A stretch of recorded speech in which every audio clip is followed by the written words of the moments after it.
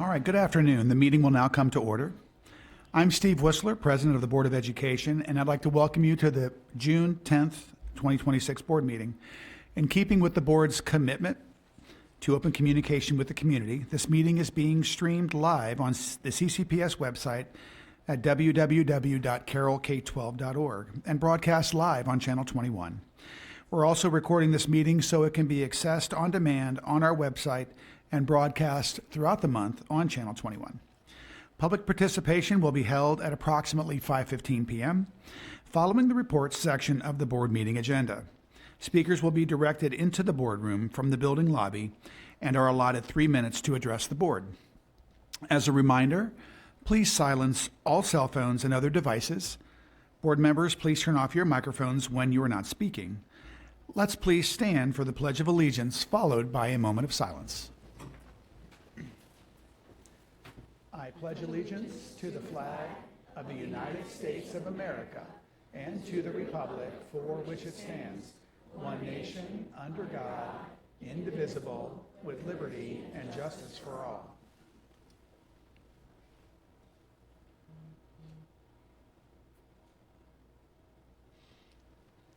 Thank you.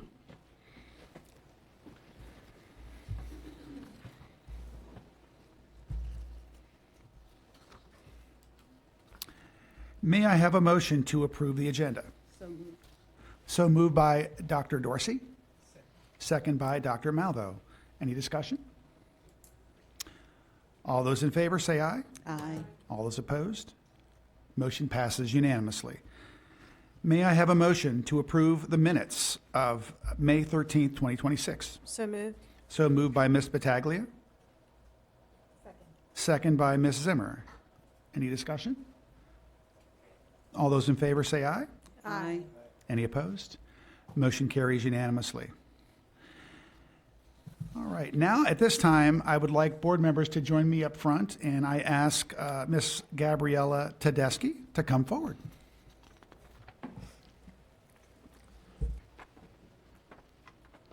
Excuse me. Do you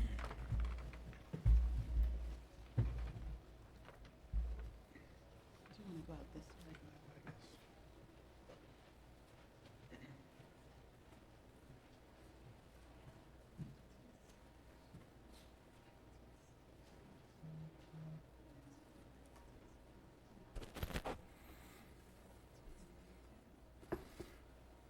Ella, you ready?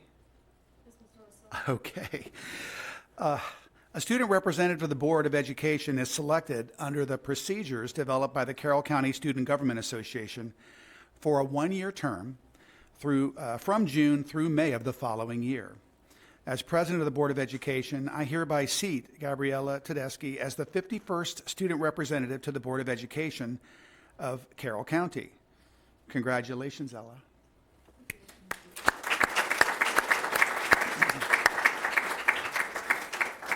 When I joined the board 4 years ago, her sister was seated on the board, so we've come full circle.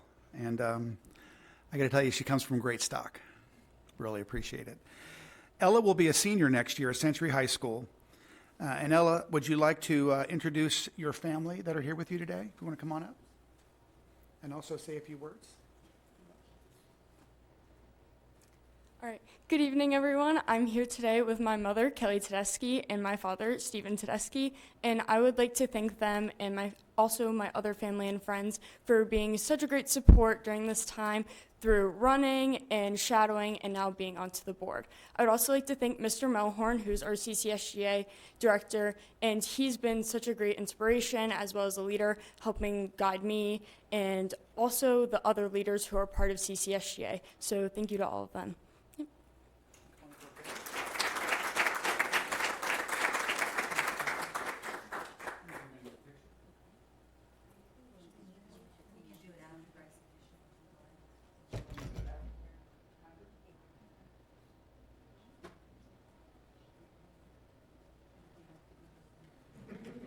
All right. Board members, will you please stay in place? We're going to recognize our Carson Scholars next. Mr. Shockney, will you please come forward and read the names of our students? Thank you.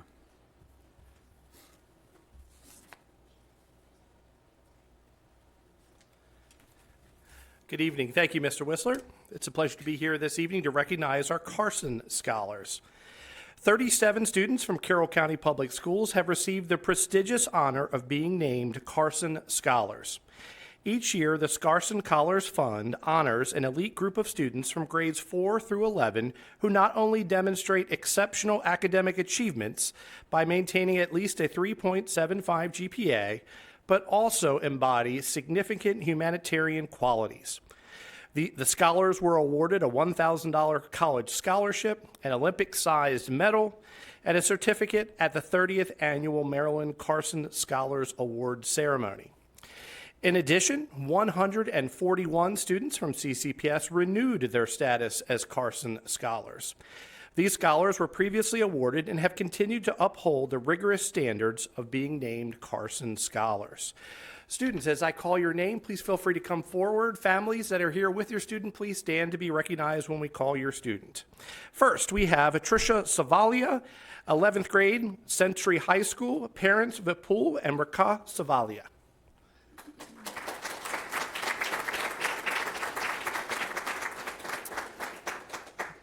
Dominic Ciccio, 4th grade student, Cranberry Station Elementary School, parents Vito and Stacy Ciccio.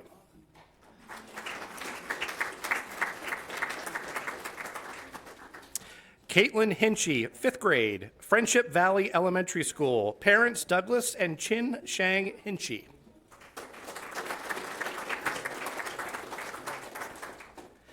Andrew Canada, 5th grader, Hampstead Elementary School, parents Justin Canada and Kimberly Potter.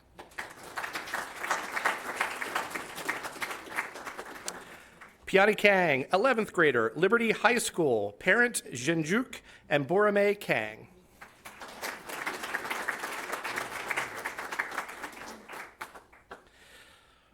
Iris Ricard, 5th grader, Linton Springs Elementary, parents David Ricard and Rachel Kramer.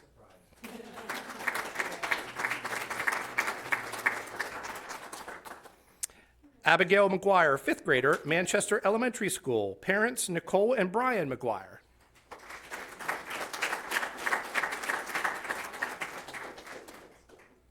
Torin Farver, 9th grader, Manchester Valley High School, parents Christy and Shannon Farver.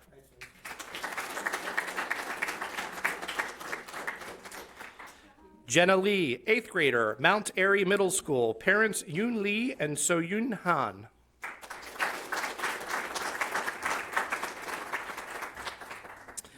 Aubrey Chrysler, 8th grader, North Carroll Middle School, parents Shelley and Zachary Chrysler.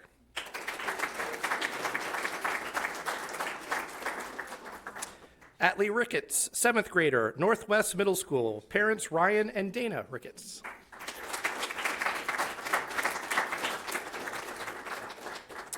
Kim Dew, 8th grader, Oklahoma Road Middle School, parents Anthony Dew and Wendy Lee.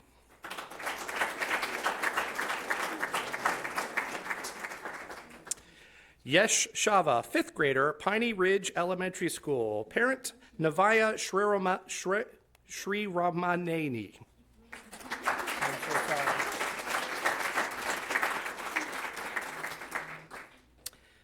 Everett Smallwood, 5th grader, Robert Moten Elementary, parents Eric Smallwood and Abby Salvo.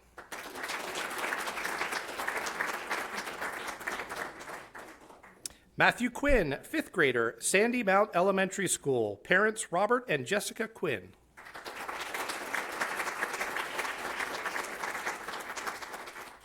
Madison Nowles, 8th grader, Shiloh Middle School, parent Stephanie Armentrout.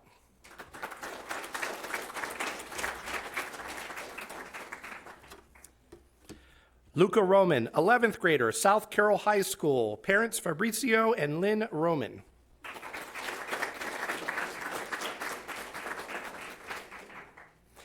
Aura Yaga, 5th grader, Tawny Town Elementary School, parents Shista Goyal and Krishna Yaga Venkata.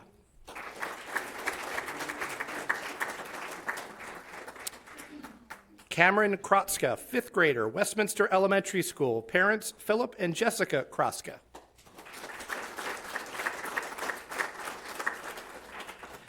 Leah Smith, 5th grader, William Winchester Elementary, parents Travis and Andrea Smith.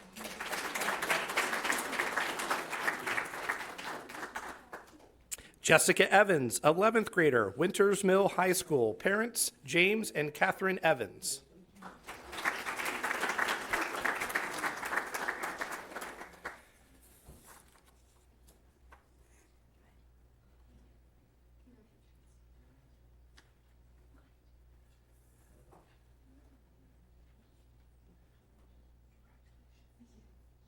And very importantly, is there anyone here whose name I didn't call?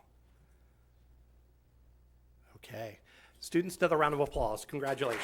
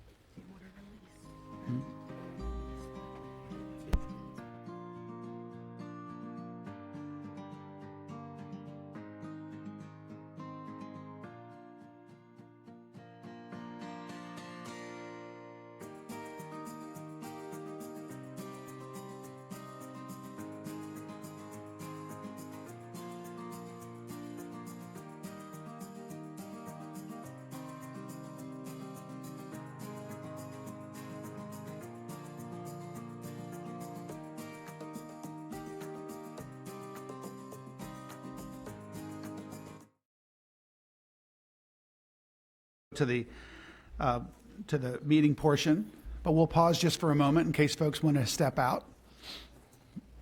Not that we want to see you leave. Thank you. Thank you. Well done, parents. We're so proud of you. Great job.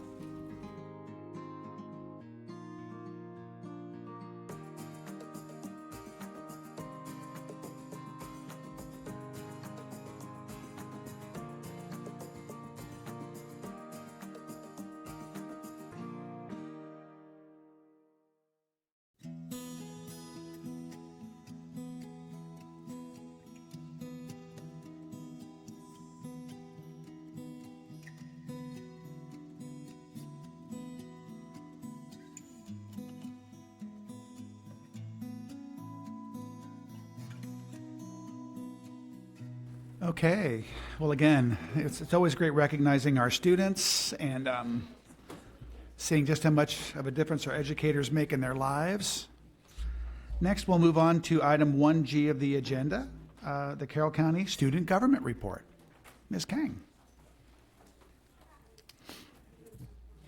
Hello. Good afternoon, board members and Dr. McCabe. My name is Peony Kang. I'm a current junior at Liberty High School, and I will be the upcoming president for the Carroll County Student Government Association for the 2026-2027 school year. This past month, CCSD closed out our 2025-2026 year school term with our luncheon on May 29th with activities that included saying goodbye to our seniors and also swearing in our officers for the 26-27 term, including myself, our Vice President Audrey Ong, our Secretary Colton Tranium, and then also welcoming in our Schwab, Gabriella Tedeschi, and our Schwab-elect Brooklyn Ellis. Currently, I am working on appointing our staff with Mr. Melhorn based on applications that were due on May 22nd. Our applicants will receive their results hopefully by the end of this month, and then we will work on moving forward to begin the rest of our 26-27 school year term. Additionally, I'm also working with Mr. Melhorn on our CCSJ calendar for the upcoming year, and then we'll send out the poll for summer schedule meetings early July so that we can get this ball rolling. The Carroll County Student Government Association remains committed to supporting and advocating for the student body, cultivating leadership, and building a united community throughout Carroll County. On behalf of CCSGA, I am looking forward to a successful school year, and thank you so much for your time, and have a great evening. God bless. Thank you, Ms. Kang. Next, we'll move on to board member activities and correspondence. Do you have a board member report, even though you just proceeded? Emily, you're welcome. You're up. Thank you. Great. So once again, thank you so much for being elected. I'm so honored to be giving my first report right now. For the Maryland Association of Student Councils, or MASC, they hosted an executive board meeting on May 22nd and one on June 9th, which was yesterday, and I attended that. That was online, and we voted on the pre-K through 12 mathematics, and MASC held a stance on that policy. Then for CCSGA, as Ms. Kang said, we hosted our end-of-year luncheon at the Career and Tech Center, so kudos to the culinary program. They did an excellent job hosting us, and the food was really great. Then I also did a Memorial Day color guard through the Civil Air Patrol, and congratulations to all of our students for completing their state testing and AP testing, and good luck on finals and closing out the year. Thank you, Ms. Tedeschi. Next, Dr. Malvo. Sure. Thank you. Recognized. I'd like to start off my report just by relating that the last few sessions for the board, I've been looking to have sensory-friendly orientations. I'm pleased to share that starting with the new school year, we will offer sensory-friendly orientations for incoming sixth grade students at each middle school and incoming ninth graders at each high school. These sensory-friendly orientations are designed to support students with and without disabilities as they begin the new school year in new places. I'm hopeful that these additional events will support a reduction in potential barriers and will provide opportunities for students with sensory-related needs to have a greater access to their new school environments. During these sensory-friendly orientations, students and their families will have opportunities to learn about their new school, meet their teachers, and walk their schedules. These events will be offered in addition to the many back-to-back school events offered across all CCPS schools. Our middle school and high schools will advertise these sensory-friendly orientations as part of their back-to-school events. Please stay tuned for more information. And I just want to thank my fellow board members for your support of this. I want to thank the staff. I want to thank Dr. McCabe, and also in particular, Nick Shockney. Thank you for your assistance, Amy Gramada, and Eric King. So in terms of monthly activities, and it was busy. It's graduation season, so I want to first of all congratulate the graduating seniors. Your future is bright, clearly. I was glad to attend various graduation and certificate ceremonies throughout the month.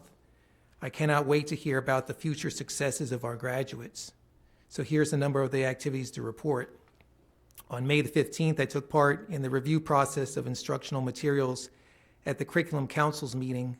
I appreciated the opportunity to give feedback concerning instructional textbooks and materials proposed in adoption in CCPS.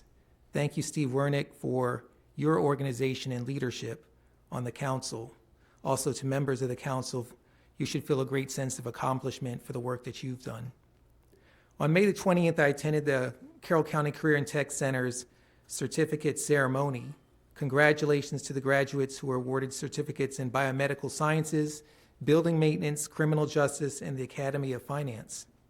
May 21st, I thoroughly enjoyed Shiloh Middle School's chorus presentation of Rockin' Through the Decades with performed songs from music artists including Elvis, Earth, Wind and Fire, Queen, Bon Jovi, and Michael Jackson. This was the last performance led by the choral director Kim Hobbs, who is now going to retire or has retired. Way to go out with a bang, though, I'll say that. And our children, including my own, have developed so much under your direction. You will truly be missed. Again, congratulations and happy retirement. During the weekend of May 23rd and 24th, I watched Constellations Theater Company's performance of Shrek the Musical. My son played the role of Captain of the Guard, and all of the middle school age cast performed with exuberance. Kudos to directors Grace Miller and Rob Miller for another great production for our community. May the 27th, I attended the graduation ceremony for Gateway School. It was a very touching evening listening to the videos of faculty who presented each of the graduating students. Congratulations, graduates of Gateway. On May 29th, I went to the CCPS Transition Connections Academy Certificate Ceremony Program. Graduates have prepared themselves with vocational experiences to meet workforce challenges that they will meet in the future. Congratulations to you all. The month of June brought a number of high school graduation ceremonies as well, and it was a major highlight to serve on the Board of Education by shaking hands and awarding diplomas and certificates to students, as well as watching the interaction of proud parents and students on their special days. So the morning of June 1st, I attended the Winters Mill High School's 22nd annual commencement ceremony. That same day, I attended Westminster High School's Regional Best program. And that same evening, I joined the 16th annual graduation ceremony of Manchester Valley High School. On June 2nd, I attended the 23rd annual graduation for Century High School. On June the 3rd, I took part in the 59th annual graduation exercises for South Carroll High School. And on June 4th, I attended the 126th annual graduation ceremony for Westminster High School. Again, congratulations, graduates. Wonderful job. Now go out there and show all your great talents to the world. We know you've got it. This is my report. Thank you. Thank you, Dr. Malvo. Ms. Battaglia. From mid-May to the beginning of June, I have enjoyed seeing our students being celebrated for their accomplishments and their achievements. From senior awards, scholarship presentations, and graduations, our Carroll County community has amazing students. I want to thank all the staff that worked to make these moments memorable, and to any parent that assisted in the organization of those celebrations. Today is the last day to submit any of your 4-H FFA projects into the fair system, so make sure you are getting that done. The fair will be here before we know it. Friday, we are officially have our last day of school, and I know I'm hearing lots of cheers in the air right now. I do hope that all of our students and families have a wonderful and safe summer. Make good choices. Same for our seniors, make good choices. And so, yeah, just a reminder that Friday is a half day. That's it. Thank you, Ms. Battaglia. Ms. Zimmer.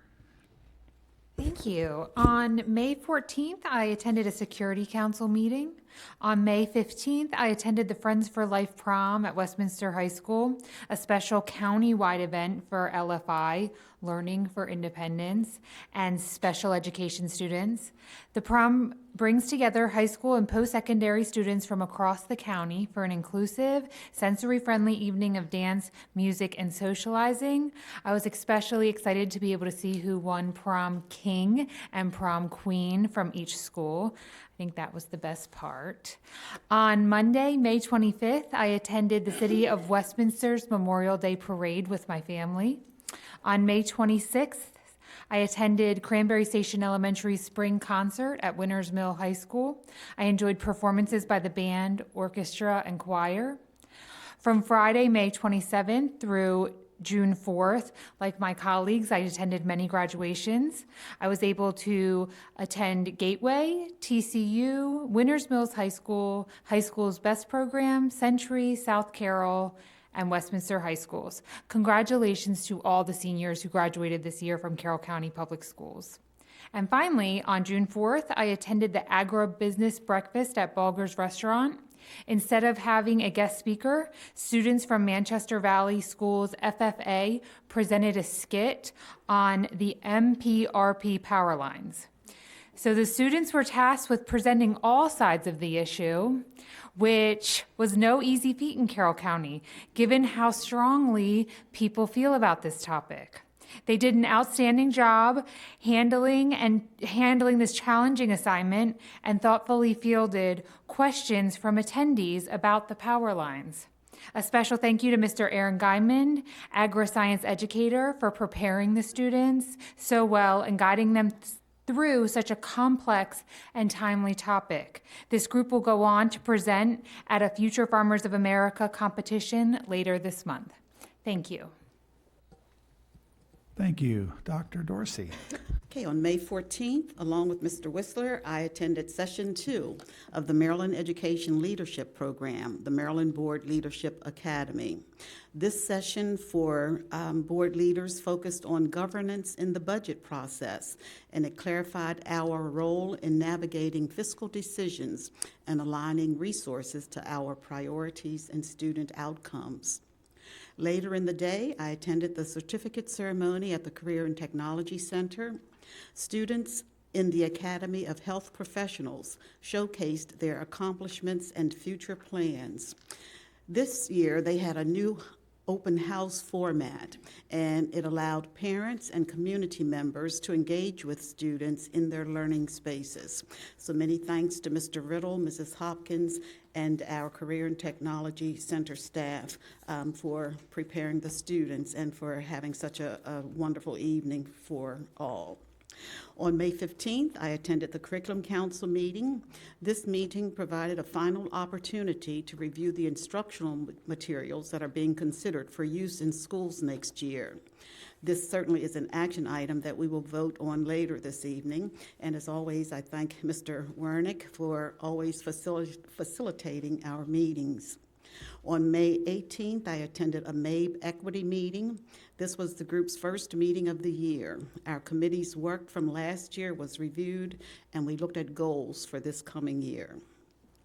May 19th, I attended the certificate ceremony for students in the Dental Assistant, Child Development and Early Education, Teacher Academy, and Engineering programs. This was followed by the ceremony for students who completed cosmetology, interactive media, print and video production programs. So it was a full evening. On the 20th, I attended the certificate ceremony for students in biomedical, criminal justice, building maintenance, and Academy of Finance programs. Many thanks again to Mr. Riddle, Mrs. Hopkins, and our Career and Technology staff for preparing our students in all of the programs. And thanks to the parents as well for being there to support your students. On May 21st, I attended our CCPS Equity Council and Equity Liaisons joint meeting. The meeting was structured to highlight end-of-year celebrations and engage with the school liaisons to hear a review of their targeted goals and progress for the year. On May 25th, I attended the Memorial Day service at Garrison Forest Veterans Cemetery. This was a heartwarming service to honor veterans for their service to our country. Speakers during the service included one of our former commissioners, Ed Rothstein, who is now Secretary of the Department of Veterans and Military Families. We also heard from Governor Wes Moore and Maryland Congressman Kwesi Mfume. On May 27th, I attended the Gateway School graduation. What a wonderful send-off for the students in this class of 2026. Students beamed as they were spotlighted for overcoming challenges and achieving success by their selected faculty presenters. And we thank Mr. Wetzel, Mr. Jones, and the Gateway School staff for working with preparing the students. On May 29th, I attended the Transitions Connections Academy graduation, another very special send-off for students who received certificates from the various community academies and partnerships. It was heartwarming as students recognized and thanked their families. So many thanks to our business partners for providing work sites for our students and to the incredible TCA staff. And then I started the week of June 1 with our graduations. On the 1st, I was at the graduation for Winters Mill, Best, and Manchester Valley, the 2nd, Century and Scott Key, the 3rd, South Carroll and Liberty, and the 4th, Westminster High School. You may have gathered, I love graduations, so I was able to attend them all, and I was really grateful. On June 5th, we had our CCPS virtual equity meeting. I thank Dr. Moore for facilitating this session so that we could review feedback from the recent regional meeting with the school equity liaisons. And later on the 5th, I attended Mabe's presentation on new laws. Again, I've been a part of that legislative committee, but it was just good to again hear a recap of all of the new laws that are related to education.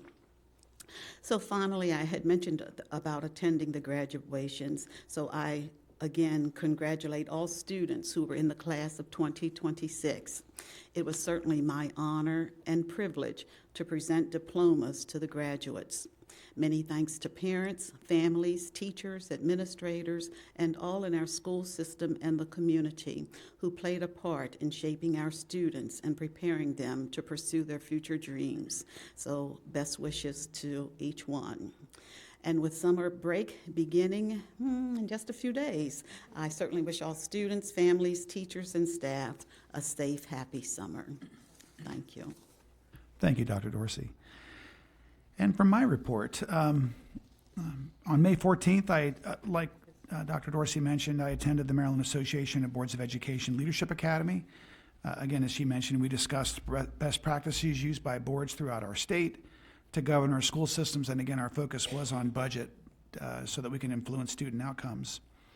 On May 15th, I stopped by Westminster High School briefly, probably before you, Ms. Zimmer, to witness the Friends for Life prom. I wasn't able to stay for the crowning, unfortunately, but it was great seeing so many students have a great time together in such a very inclusive environment.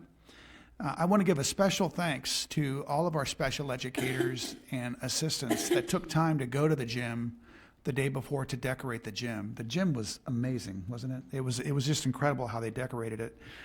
And they made it such a great, fun environment. A special thanks also to the special needs team, assistants, and bus drivers who made it all happen. So it's one of my favorite events every year, and I was able to go to it briefly this year. On May 19th and 20th, I attended the certificate ceremonies at the Career and Tech Center. Once again, on full display, we saw the tremendous impact our educators have on our students and their success. It's just great to see so many students walk away with certificates, credentials, and things that they need to integrate quickly into the workforce and to get those jobs that our employers demand. So again, it's money well spent, and it's just great. And also, several of our students earned scholarship and awards that I think totaled at least several $1,000s. So thanks so much to the businesses and community groups that gave those funds to our students at the Career and Tech Center. On June 2nd, I attended an audit committee meeting here at Central Office. Thanks again to our parent volunteers, our professional licensed folks in the financial industry that help ensure that we're following the rules, the laws, and they're also helping us go into the schools and make sure that our accounting and just our processes are spot on to make sure we don't have fraud, waste, and abuse inside of our schools. So thank you for them. I attended the graduation and certificate ceremonies, all of them except one, on May 27th at Gateway. Unfortunately, I missed the TCA graduation on May 29th. That was the first graduation in my entire 4 years that I've missed, and it's probably one of my favorite. So again, I'm sorry I wasn't there for that, but Dr. Dorsey, thank you for officiating that and handing out those certificates. On June 1st, I was there for Winters Mill, Westminster High School's BEST program, and then Manchester Valley. On June 2nd for Century and FSK. On June 3rd for South Carroll and Liberty. And on June 4th for Westminster. Like you, Dr. Dorsey, it's my favorite time of the year. It's just so satisfying hearing all of the accomplishments of our students and what they achieve with the help of our educators. We're so proud of their work on both ends, both the students and educators, and the growth that we see from our perspective on the dais and on the stage. There were so many that received not only diplomas, but also their associate's degree from Carroll Community College. I lost count, but it must be hundreds of millions of dollars in scholarships that our students earned in all 7 schools. The return on that investment in your education dollars is tremendous.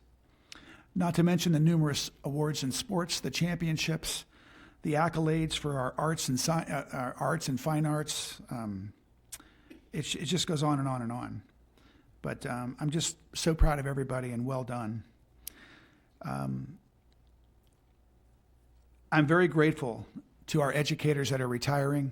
Back in closed session, we were looking over the list of folks that are retiring, and it's not anything higher than normal, but we're losing a lot of expertise and a lot of experience. And I'm just so grateful for your efforts. Those educators that are retiring, you're leaving a lasting impression and legacy in our county that will go far into the future, and we will miss you. And finally, I hope everyone had a terrific school year. We did a lot. I know our administrators and staff have a lot to do over the coming summer to prepare for the next school year. There's a lot of things happening throughout the district to improve our facilities, enhance our curriculum, and just know that our work doesn't end when students go home for the summer. It really is just beginning. So with that, I hope everyone has a very safe and enjoyable summer, and that is my report. Dr. McCabe.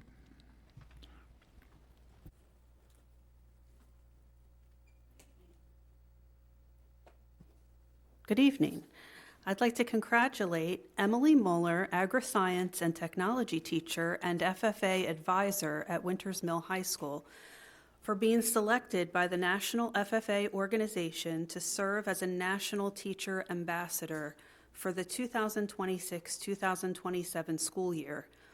National Teacher Ambassadors are agricultural educators who are trained to provide training and resources to other teachers across the country, as well as serving as subject matter experts for agricultural education.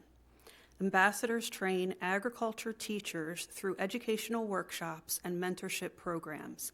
They also are relied on for their advice on FFA educational resources.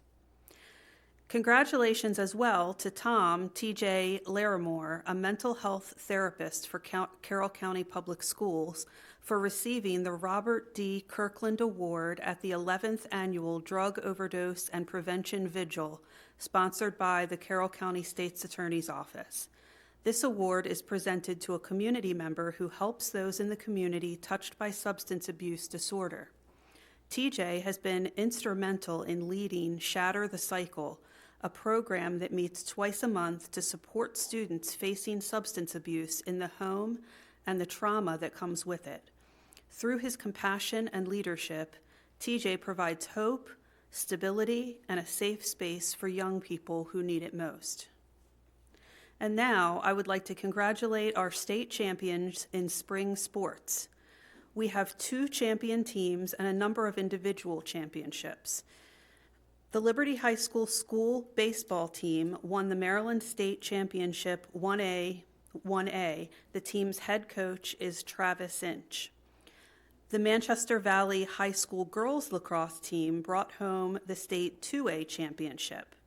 This is the team's second consecutive state title and second consecutive undefeated season under coach Shelley Brzezicki. We also have a number of state champions in individual events. Century High School won the girls singles tennis as well as shot put and discus. Liberty High School won pole vault for the 3rd consecutive year. Westminster High School won the 4x800 relay team. And Winters Mill High School won high jump. Congratulations to all of our students and their coaches for their outstanding achievements. Last week, it was my great pleasure to attend and present the class of 2026 for the awarding of diplomas at some of our high school graduations. This year, we had 2,030 graduates. We are very proud of what they have accomplished and wish them much success in the future. I also would like to add my thanks to everyone who helped plan and conduct our graduation ceremonies and for making them a special experience that our students will always remember. And finally, we are just 2 days away from the end of another successful school year. Thanks to our students and staff for their hard work and dedication throughout the year, and to our parents and community members for their continued support. I hope that everyone has a great and safe summer. Thank you, Dr. McCabe. Now, we will move on to Don't we have the? Safe and secure environment presentation. Thought we're not going to hear from our employer groups. They're at. Oh, public Yeah. comment, right, gotcha. So June is the month each year when we report on our progress under Pillar 4 of the strategic plan. Mr. O'Neill is here with Mr. Pierce and Mr. Kane to present updates and respond to board discussion. Thank you, Dr. McCabe, and good evening. We are here to discuss Pillar 4. And there we go. Mr. Shockney always likes us to have a nice lesson objective, and so here's our objective for tonight, to update you on our progress under Pillar 4 through this presentation to inform both you and the community of our progress. And just really quickly, here's restating all of Pillar 4, which has to do in general with establishing safe, secure, healthy, and modern learning facilities. And as you can see at the bottom, as Dr. McCabe said, June is the month when we report on Pillar 4. So each of the pillars have a certain number of objectives, and then under those objectives, some focus areas. And so Pillar 4 has 2 objectives. One is to promote a culture of school security, to protect and educate our students, and the second is to maintain modern facilities and resources to support our instructional program. And the 2 focus areas that align deal with ensuring high quality drills and training regarding the security program, and also monitoring something called the Facilities Condition Index, which is a component of our Educational Facilities Master Plan, which is on your agenda later tonight. And so with that, Mr. Pierce and Mr. Kane will walk you through the progress on those 2 items. Good evening, everyone. So the 41 schools, myself and Mr. Elliott, we conducted what we call a tabletop exercise at each of the schools throughout the summer, into the fall, and then into the winter time. That exercise this year was focused on responding to medical emergencies, and then we added in a little twist this year where we had each staff member do like a scavenger hunt, where they had to identify all the AED locations, stop the bleed kits, fire extinguishers, naloxone, anything that we felt could ever be needed in an emergency response situation. Overwhelming satisfaction with that. The staff had nothing but positive things to say about that exercise.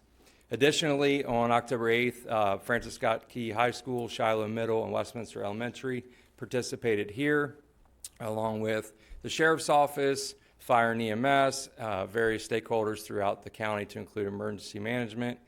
This is facilitated by Maryland Center for School Safety. We do it twice a year.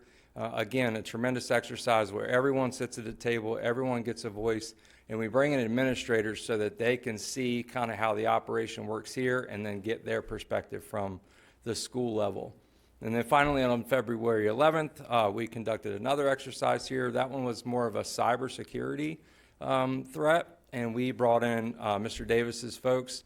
Again, great feedback, great communication, and we learned a whole lot from that exercise.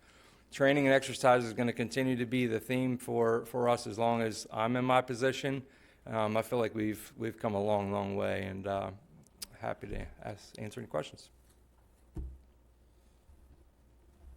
Any questions from colleagues? No? Okay, thank you.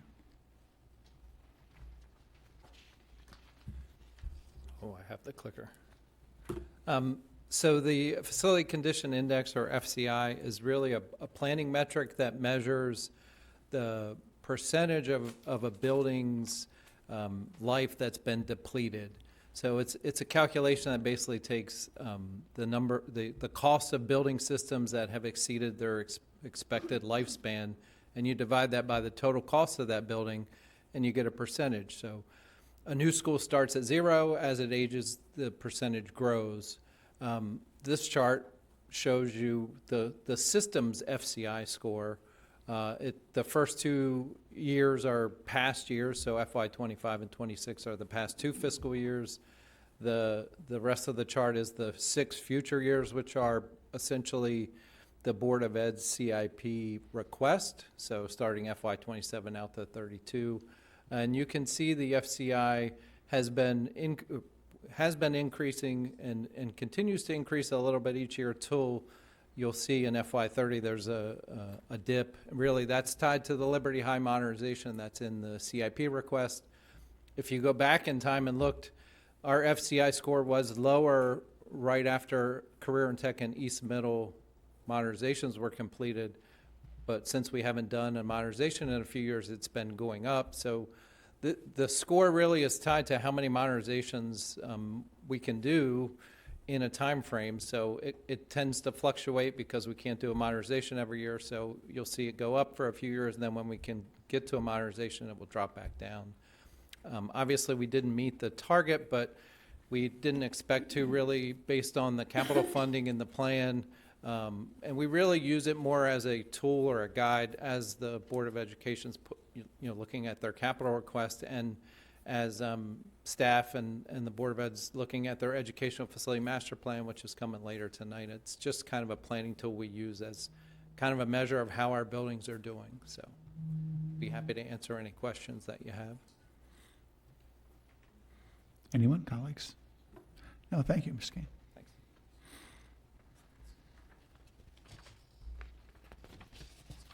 All right.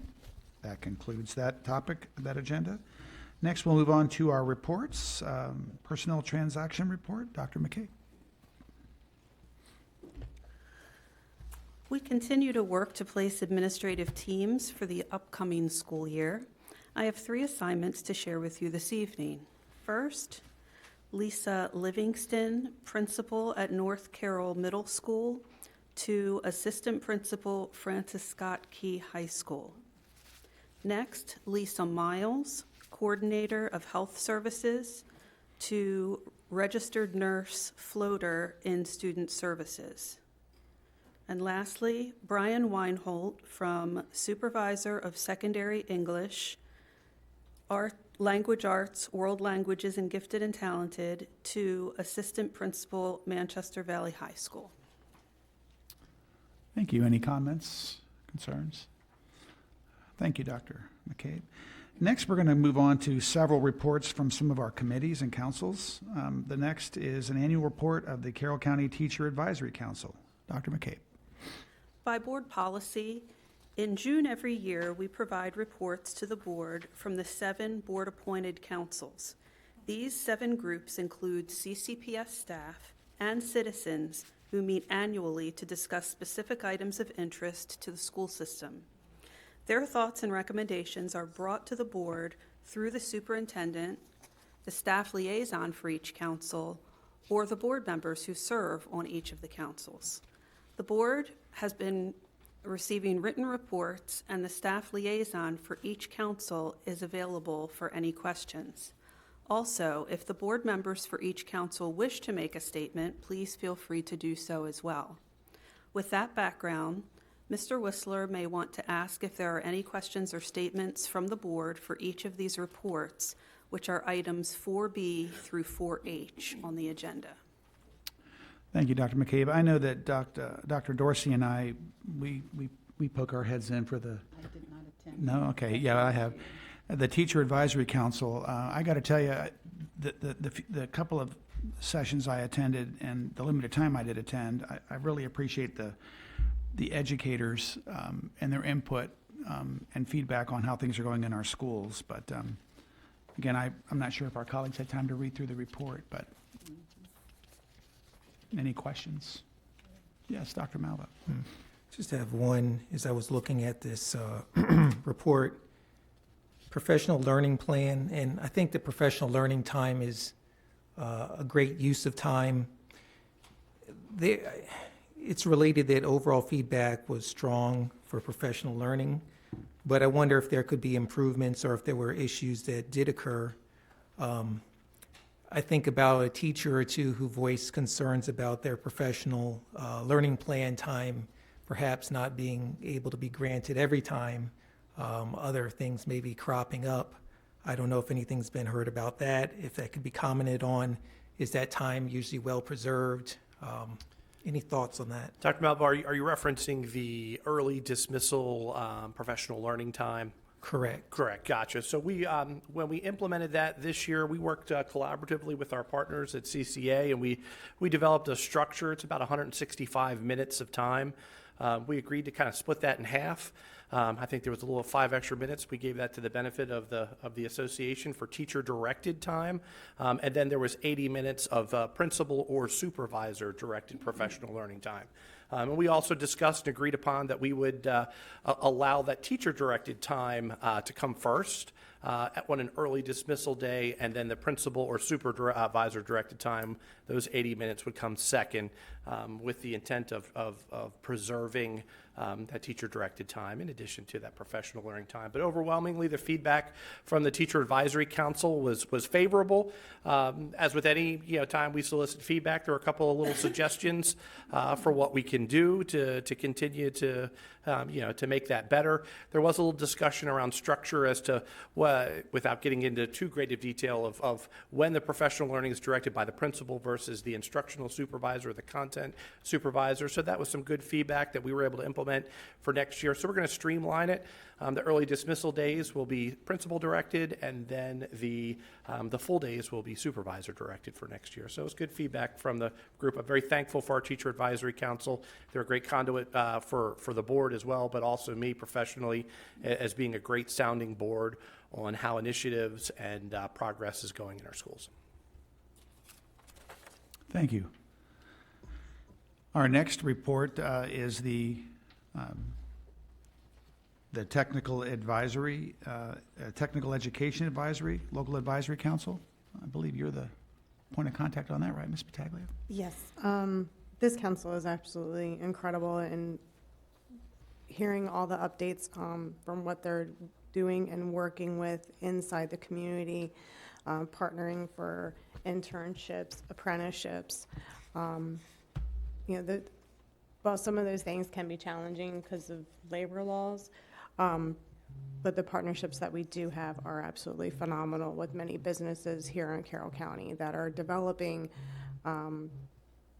good ties with the students and what they're going into as far as their fields. One of the things that they're looking into is like partial certifications. So like, for example, instead of a full cosmetology license, student would get just nail tech cosmetology. So like different, like smaller parts and the things. So that is something that is being looked into, and that's part of the blueprint as well. So it is an incredibly important council, and I'm very glad to be on it, especially with Career and Tech being our jewel here in the county. And I look forward to next year with Miss Tiffany being the principal over there now. Thank you. Any questions about this committee, colleagues? Our next report is from the Special Education Citizens Advisory Committee. I know Dr. Malvo and I peek in on that. Did you have any comments you want to give about that, Dr. Malvo? Yeah, I really enjoyed being the board rep for CCAC, and just going to the meetings and understanding the significant activities and engagement that they have with the community is really inspirational. And I want to thank Chris Whittle, for your leadership, and others, and CCAC members for your influence, your advocacy for students with disabilities. There's still a lot of work to do, a lot ahead, but I think that, this is a great group. Blueprint's going to provide some challenges, but we want to continue to support our students with disabilities and special needs. And I just think it's a great group of parents and leaders meeting sometimes in the middle of the day. I don't know, taking off work, whatever, to get there, but just an amazing group. So I appreciate having been a part of that in a small way. Yeah, and I'm not going to let her get off easy because she is retiring, but Dr. Gramada, we're going to miss you. And I want to remind the group that CCAC gave you an award at the last meeting in recognition of your exemplary leadership and advocacy for special needs kids. You've left your mark on our system. We're going to miss you. We're going to miss you. The next council is our Community Advisory Council. But Ms. Pataglia, I think you have the lead on that as well. Yes. This council is actually one of the big components of the Board of Education here, and the relationships we have with our school communities and the parents. Each school has a parent that represents from there, and they come and they hear everything that's going on and things to take back to their each individual schools, whether it's their PTAs or PTOs, parent boosters, or just back to the principals in general to have communication sent out throughout the community. This has grown tremendously. This room is packed. It is really, really amazing to see, and I'm glad to see so many involved in this council. And I do hope that parents continue the next coming year. And I thank everyone here from the board office that has come to update the parents on various activities, whether Dr. McKay, it was regarding the budget, Mr. Warnick, it was regarding curriculum, and Mr. Pierce regarding security. So I do find it extremely important for that information to be sent to the parents from their individual representatives, and I look forward to next year's discussions. Great.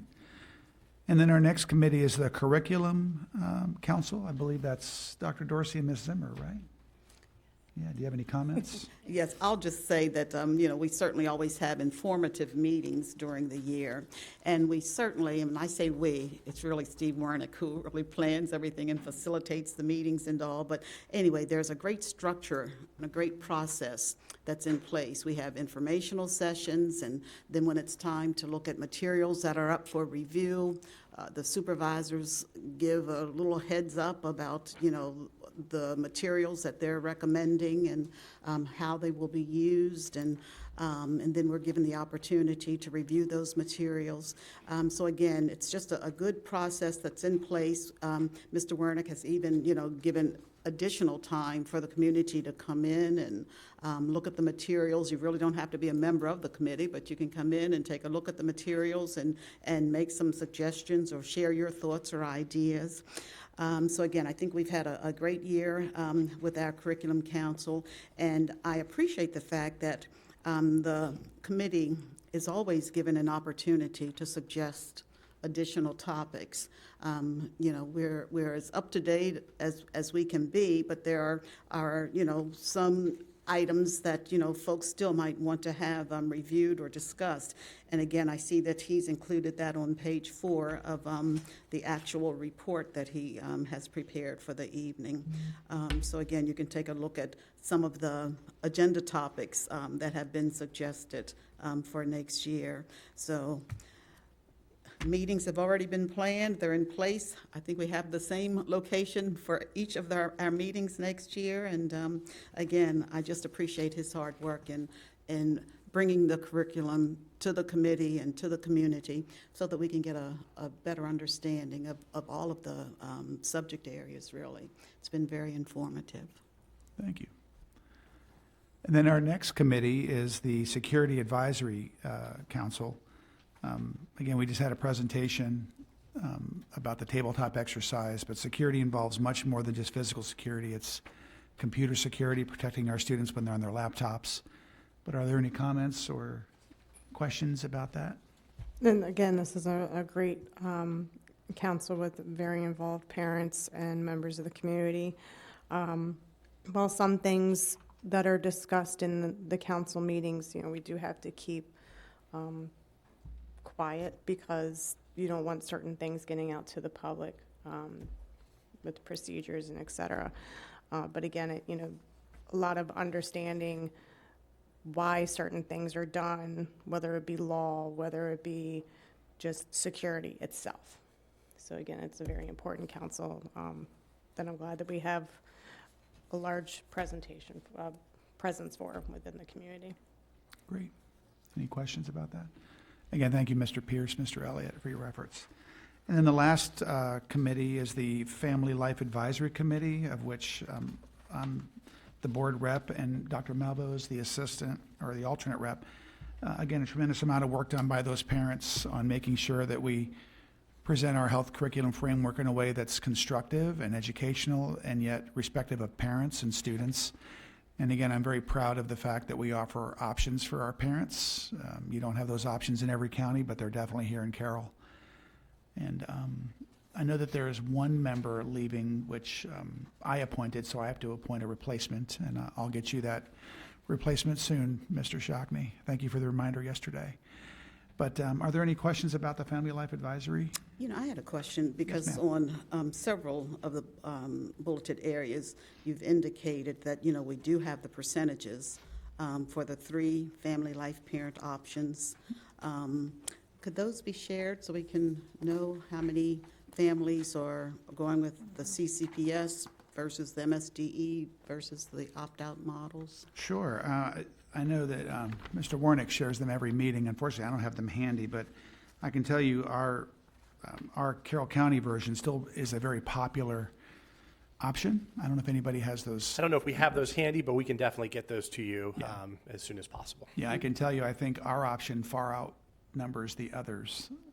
Okay, that's what I was wondering where Yeah. it was in relation Yeah, to the others. I think our numbers for folks choosing the Carroll County version outnumbers the other two. I don't know, think Steve, our if you have version- the statistics? Sorry to put you on the spot.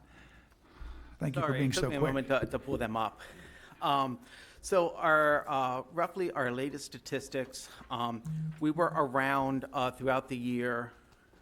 Give me one second.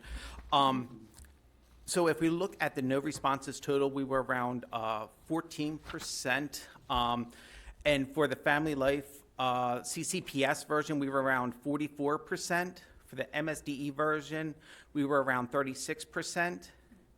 And then for the opt-out of both, we were around between 6 and 7%. So Thank that's you. give or Yeah. take, you know, roughly a percentage because we you average everything. Okay. Yep, so it's still a very, very popular option, and so I'm just glad we offer that to our families. Okay, thanks for finding it and pulling it up. Yeah. Thanks. Thank you. Thank you. Any other questions about the Family Life Advisory Committee report or any other report? All right, well, let's move on to public comment. And while we're actually slightly early for public comment, that's wonderful. Dr. Dorsey, whenever you're ready, it's all yours. To have an orderly presentation of comments by the public, the following guidelines apply. Number 1, speakers with a connection to CCPS will be allowed to address the board for the allotted 3 minutes. Only those speakers that have registered online and have been notified by the communications department will be permitted to speak. Priority will be given to those citizens that are addressing the board about an item on the current agenda.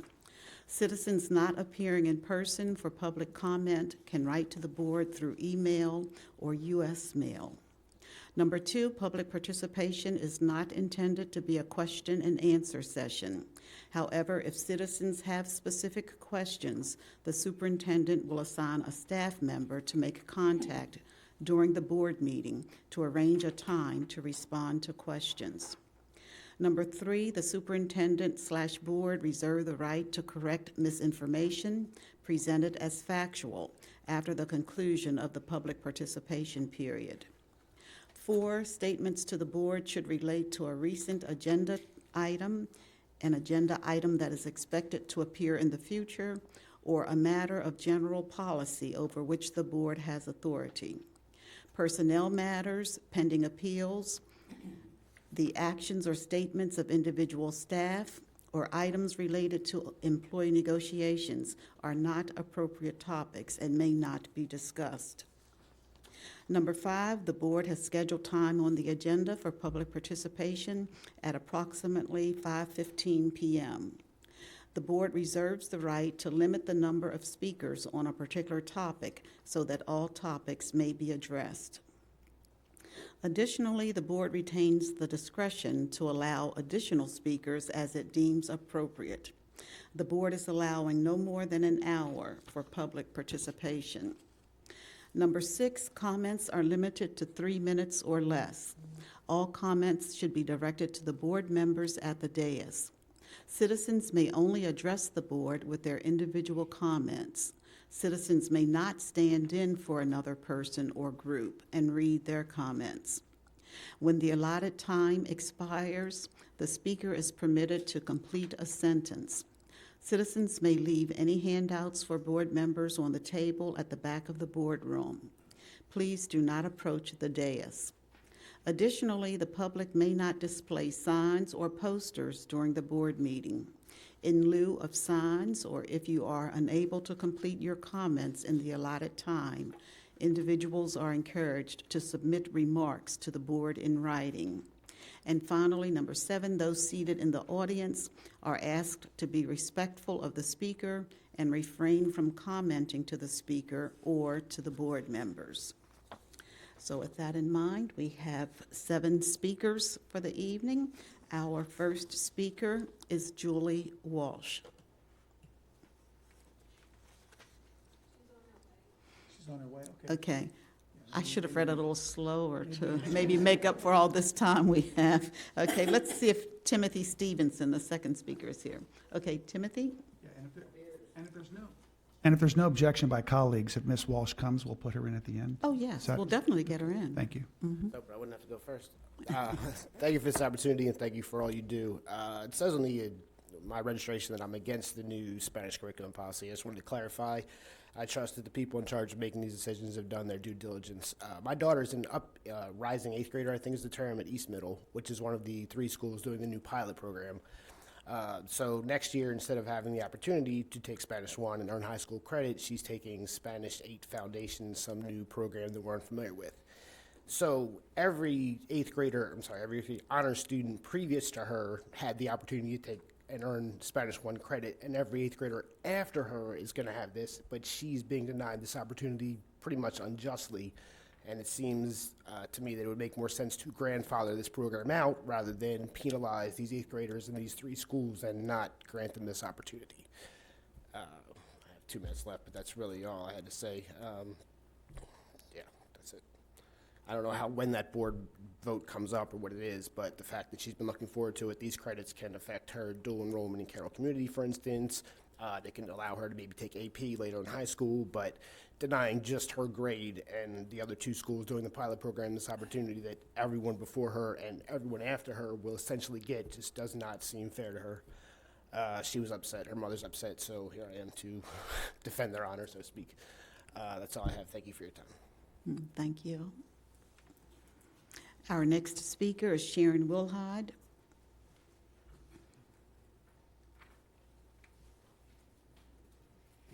Good evening. My name is Sharon Wilhide. I'm a parent to 2 CCPS students and a candidate for the Board of Education. I'm here to comment on the 10-year Educational Facilities Master Plan. I appreciate the board's willingness to receive public comment on this very important matter, considering it's a very, very long document, and I only have 3 minutes. I got to make this short and sweet. I have several questions and concerns, but my biggest concern is under Section 6 of the Facilities Master Plan, specifically beginning on 6-8 about capital renewal analysis. It's mentioned that although the average school building is expected to last a minimum of 40 years before receiving modernization, certain systems must be replaced prior to modernization. It also mentions that these projects are prioritized annually based on age and condition and included in the annual capital budget request to the county and the state. The 2 such projects that really stood out to me were the HVAC and the fire alarm systems. Although the stadium lights were not listed in this category, I think we can all agree based on what happened this year that waiting until the last minute to make major repairs creates a sense of urgency and causes projects to cost more money in the long run. Although the HVAC systems typically have a lifespan of 20 to 25 years, there are 16 schools in need of HVAC replacements that will be well over 30 years at the time of replacement, the oldest of which are scheduled to be replaced at 51 years. One that's scheduled to be replaced this summer, thankfully, that really stood out at 45 years is the Carroll Springs School, because it serves students with significant disabilities and chronic health conditions. Students with chronic health conditions in a building with a 45-year-old HVAC system does not give the impression of a safe and healthy learning environment, which is perfect for the month of June. Even more concerning, though, was the paragraph about fire alarm systems. According to the master plan, the maintenance department has identified fire alarm systems in need of replacement at the following schools: Carrolltown, Mechanicsville, Runnymede, and Westminster Elementary. Later in the plan, there's a chart identifying when the replacements that will be completed in August of 28 and 29. However, if you go back to last year's master plan in 2025, they were scheduled to be completed in August of 26 and 2028, and Cranberry Station was also on the list. So I'm curious what factors led to these delays and what has changed since last year. The county maintains stabilization funds for unforeseen or urgent needs, and ensuring that our schools have reliable, life-saving systems would seem to qualify as urgent. If these systems have been identified as needing replacements, I urge the board to prioritize these projects. Student and staff safety should never be deferred, and when it comes to life-saving infrastructure, waiting another 3 years is a risk our community should carefully consider. Thank you. Thank you. Next, Gary Foote.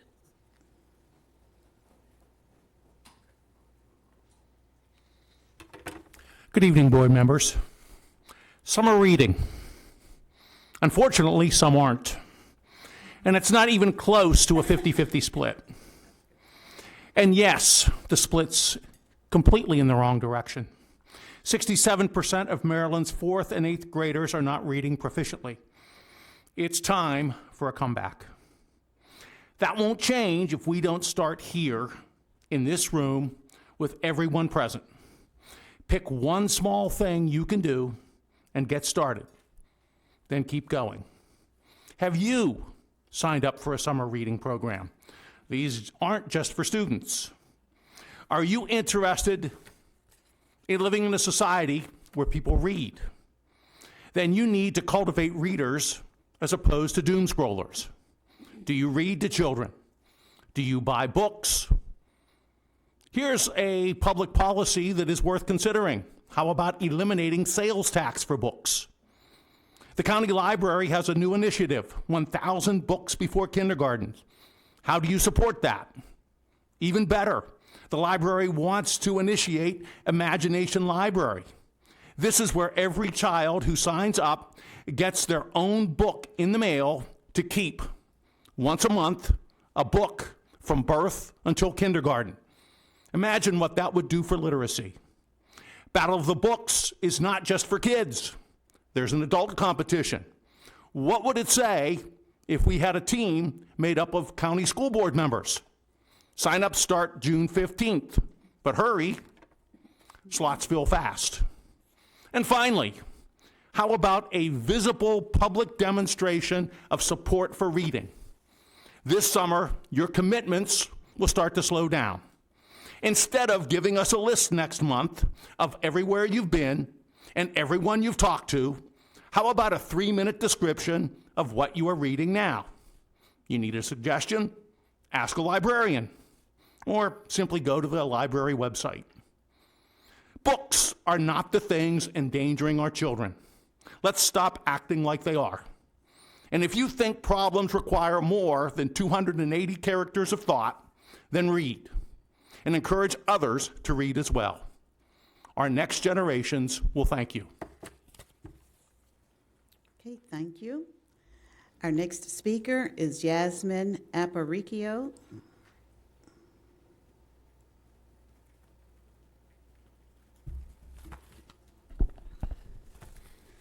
Good evening. My name is Yasmin Aparicio Halos. I am resident of Carroll County, mother and professional educator. Under COMAR 13A, this board has a legal mandate to maintain a safe, orderly, and productive learning environment. However, direct observation revealed a severe threat to our instructional time. Without active guidance, students are leveraging artificial intelligence as a cognitive shortcut for academic evasion, expanding critical models disengage. To counter this academic anarchy, we must shift our paradigm toward higher critical thinking, and practical joy or active creation.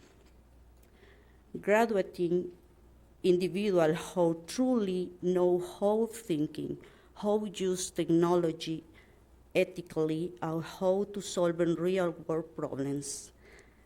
To achieve this high level of productivity of educator must be completely unburdened from immediately administrative tasks. An extreme behavioral disruption, introducing a structural science-based transitional space or self-regulation in urgent necessary to hold every student accountable without overspending our current budget. This operational release specifically addressing the critical gap of neurotypical students who exhibit maladaptive behavior disruption, but currently fall outside special education framework, allowing classroom teachers to focus entirely on real-time curriculum adaptation. Finally, we cannot leave structural success chains.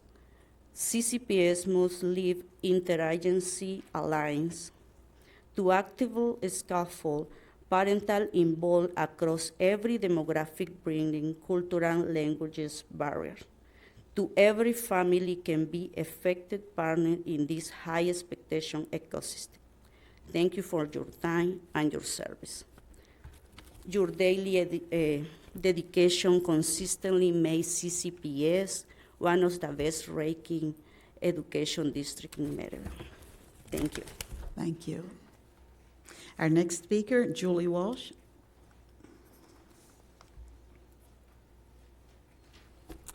Hello, my name is Julie Walsh. I have 5 children in 4 Carroll County Public Schools, and I am also a candidate for the Board of Education. Thank you for letting me speak now. I was getting kids off the bus. I come to you today to speak on 2 topics you will be considering this evening. I have more to say on each than I have time for here, so I have left a lengthier version of my comments at the back of the room. First, for the proposed scheduling changes. Briefly, I have several requests. 1, I ask that you treat this pilot period as not just a first wave of implementation, but as a true pilot. 2, I ask that you communicate any downsides related to the new schedule to the state. 3, I ask that as you reassign staff to account for the dramatically increased demand for math and ELA teachers, you not forget the professional certifications our educators have worked so hard to achieve. 4, I ask that as you adopt a new focus on math and ELA instruction, you not lose sight of the importance of educating our children in science and social studies. 5, I ask that you provide the time and resources to help educators adjust to new expectations of how instructional time is to be spent. Now for outdoor school. I have come to understand that the question of whether to close outdoor school now hinges not on funding, but on matters related to risk. Of course, I understand that such concerns are valid and deserve careful consideration, but I think it is important to weigh the benefits of the program against its risks, just as we do with other risky yet worthwhile activities. Take athletics. What of the risks of playing football, of wrestling, or baseball, or the high jump? Take large events that are open to the public, hundreds of people coming together for our school's games, plays, and shows. Take any of these activities and you will find risk, because risk is inherent to any life lived out in the world. If we wanted to entirely avoid risk, we would never get married. We would never have children. We would never get in a car. The question is not whether there is risk, it is whether the risks outweigh the benefits. I will admit that I have a hard time imagining that something has suddenly changed so much after 50 years of outdoor school to shift that calculation in the other direction. Maybe I'm wrong. Maybe there has been a substantive change that we, the public, have not been made aware of. Or maybe it is that everything feels complicated and scary these days, and sometimes the risks are all we can see. I do not know whether the risks you know about outweigh the benefits of outdoor school, but I do know that the benefits are real and important, and you are well aware of them, I'm sure. I think it would be beneficial to this community to have this discussion openly and to welcome ideas for how to mitigate whatever risks are concerning to CCPS and the Board of Education. I understand that that may take time.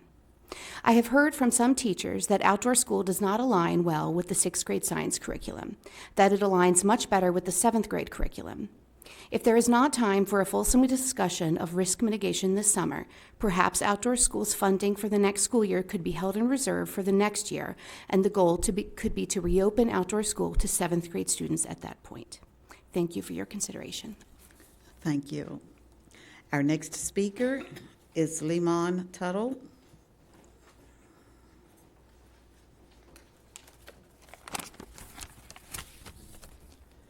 I want to begin by thanking the board for giving me the opportunity to speak. I speak on behalf of my 2 kids, one graduate and another, God willing, a future graduate of Carroll County Outdoor School. Here we are again. After a harrowing year of frantic petitioning, anguished budgeting, and last-minute blueprint waivers, it looks like we're right back where we started. The outdoor school, a Carroll County institution, is under threat of closure again. What can be said about the outdoor school that hasn't been expressed 1,000 times from this very podium? Every parent in Carroll County knows that the outdoor school is an essential component of CCPS's educational experience. For nearly 50 years, it has provided a once-in-a-lifetime opportunity for our children to learn outside, to explore our creeks and meadows and forests, to plunge their hands into the mud and connect with something real. In many ways, the outdoor school is what makes Carroll County kids different from their peers. The outdoor school experience makes our kids more resilient, more engaged, more informed, more reverent toward the natural world. I've seen it in my own son and his friends, and also my wife. She attended outdoor school when she was in the 6th grade, and the experience bloomed into a career in environmental education. My son and my wife, along with countless other families, are bound together by this rite of passage. If our brick and mortar classrooms are the mind of our school system, the outdoor school is the heart. To turn our back on it would be a grave betrayal of public trust and a profound disservice to future generations. It's both sad and ironic that the greatest threat to Hashua and the outdoor school isn't floods or wildfires. No, the greatest threat to the school has consistently been short-sighted fiscal concerns debated in temperature-controlled offices and board chambers like this one. Speaking candidly, the lack of transparency here is difficult to swallow. How long has this closure been under consideration, and why is it coming to a vote, as I understand, before the public can weigh in? An issue of this magnitude deserves good faith public debate. If the public sources are correct, I'm not sure if they are, since we haven't heard anything from you guys so far, the latest addition to our years-long parade of villains is lawyers and insurance adjusters, really.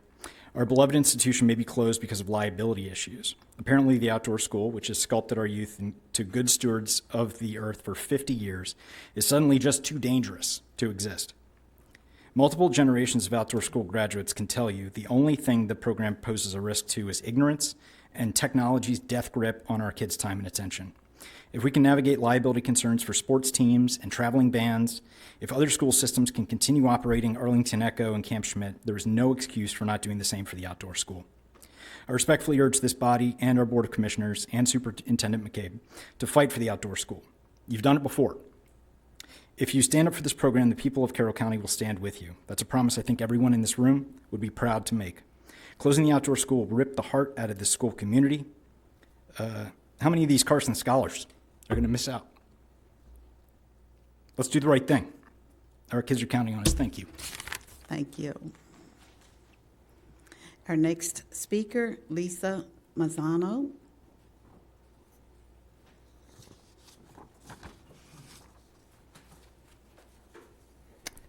Good afternoon. My name is Lisa Massano, and I'm a mom to 3 children in the school system. I'm also a candidate for the Board of Education.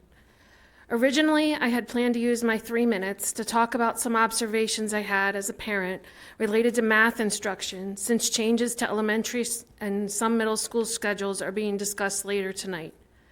However, recent events pushed me to change my topic at the last minute. There have been a lot of rumors about outdoor school and that it might get closed. On Monday afternoon, it appeared on the agenda under action items. All it said was outdoor school program. There was no link with a statement, no documents, or any kind of explanation as to the topic related to outdoor school. Then last night, I read in the paper that CCPS acknowledged that it was on the agenda because a vote would be taken to end the program. I am disappointed that apparently there will be a vote to close outdoor school. However, I'm more disappointed that there was no statement or indication of the details about why closing outdoor school is on the agenda tonight for a vote, and that I had to learn about the vote from the paper less than 24 hours before the meeting. The meeting agenda does not get posted until usually Monday afternoon at the same time the window opens to sign up for public comment, leaving very little time to digest the material and prepare remarks. For years now, outdoor school has been on the chopping block, and each time the community has come forward saying it is important to them. We showed up in numbers last year to support outdoor school during the budget and staffing crises. We also showed up in numbers advocating to the commissioners for more funding. Now we learned 2 days ago that the outdoor school program is on the agenda at the June BOE meeting, and when most families are focused on summer plans. Many of us have been paying attention and read the brief descriptions about the topics being discussed during closed board sessions. The most the public gets is a brief snippet that says, "Get legal advice on the outdoor school program." I understand that sometimes tough decisions have to be made, but my frustration with this is the process. We have participated and used our voice to convey what is important to the community. If there are issues related to keeping outdoor school that are not financial, then we need to be presented and discussed with the public. Although the public is not the decision maker, we deserve clear communications and information when the board makes major decisions. Thank you very much. Thank you. And that completes our list of speakers for the evening. Thank you, Dr. Dorsey, and I appreciate everyone's comments about all of the topics. Next is our employee groups segment. Ms. Porter, the floor is yours.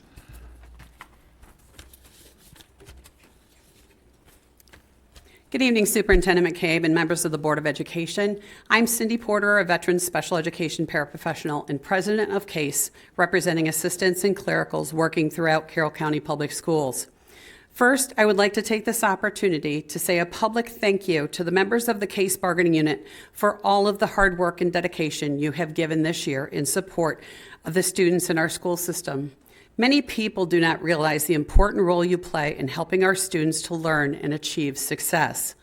I couldn't be prouder to represent you and to speak on behalf of you. While many see the summer months as time off for educators, I know there are a good number of you who will be taking more hours on at your second job, or you will be working in other positions.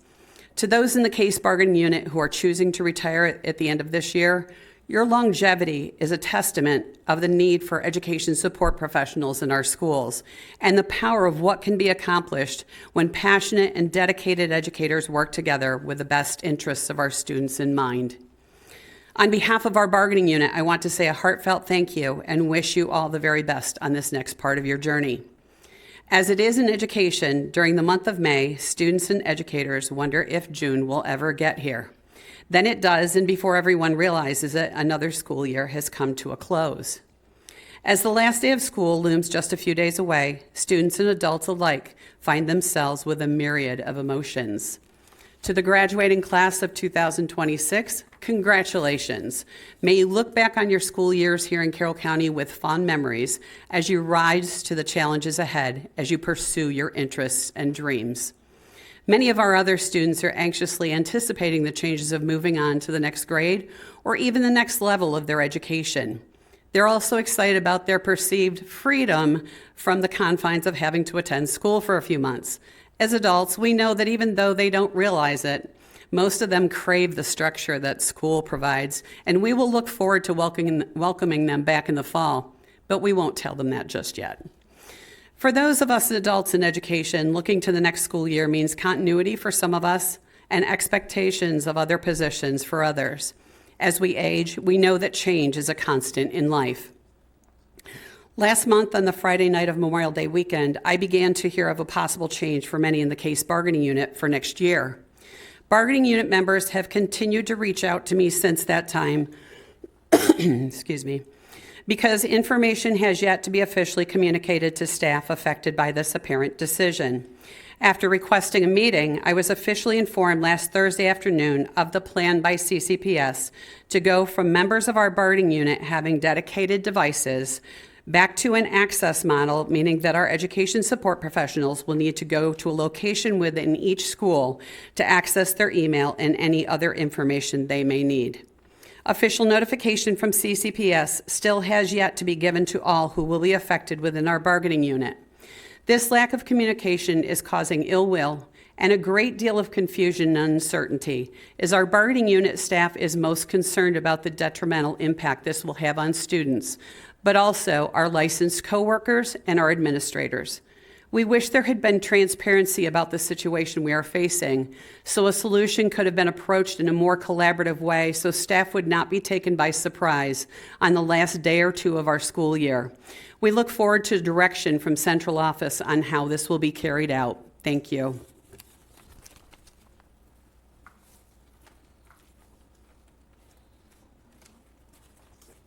Sorry, with the rain, he carried it on his clipboard. Good evening. I'm Celeste Jordan, president of CCA. As we look ahead to summer, it is important to remember that learning does not end when the school year concludes. Research has shown that students who engage in regular reading during the summer are more likely to maintain and even strengthen their literacy skills, while those without access to books and reading opportunities can experience significant learning loss. The good news is that summer reading does not have to feel like homework. Whether students are reading novels, graphic novels, biographies, magazines, comic books, or even listening to audiobooks, every page helps build vocabulary, comprehension, and a lifelong appreciation for learning. Just 15 to 20 minutes of reading each day can have a lasting impact on a child's academic success and confidence. Carroll County Public Library has two great programs this summer. Unearth a Story is a summer reading program with a reading log that students complete for points. We all like that. Points can be used to receive free books from our local partner, Penguin Random House, and there'll even be some raffle drawings for prizes. The library has another program, Celebrating America's Summer Adventure, which is designed to give students in grades 1 through 9 an opportunity to see the sights around Carroll County and learn about our rich local history. As previously mentioned, they also have an ongoing program called 1,000 Books Before Kindergarten, which is pretty self-explanatory. As a community, we can help ensure that every student returns to school in the fall ready to learn, grow, and succeed by making reading part of the summer. Also, Pizza Hut's Book It is back, for those of you from the 80s. As we discuss the challenges facing public education, we must acknowledge the growing demands placed on educators. Today's teachers are expected to do far more than deliver instruction.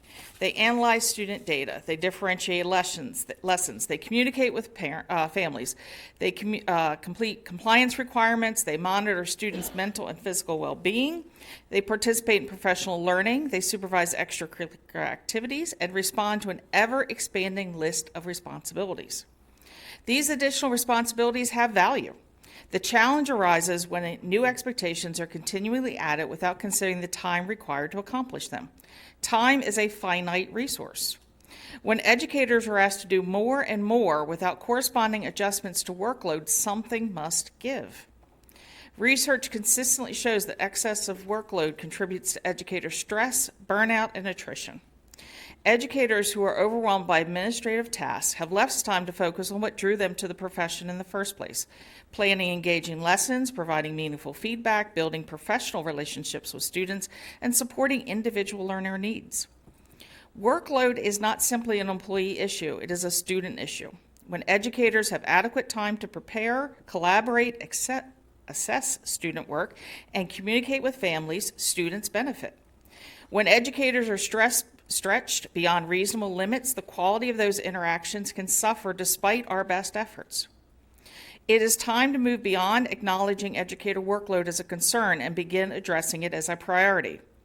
A recent example highlights how disconnected some expectations have become from the realities educators face each day. Licensed educators were recently asked whether they would participate in the outdoor school program arriving approximately 1 hour at the end of after their contractual day to supervise students throughout the evening.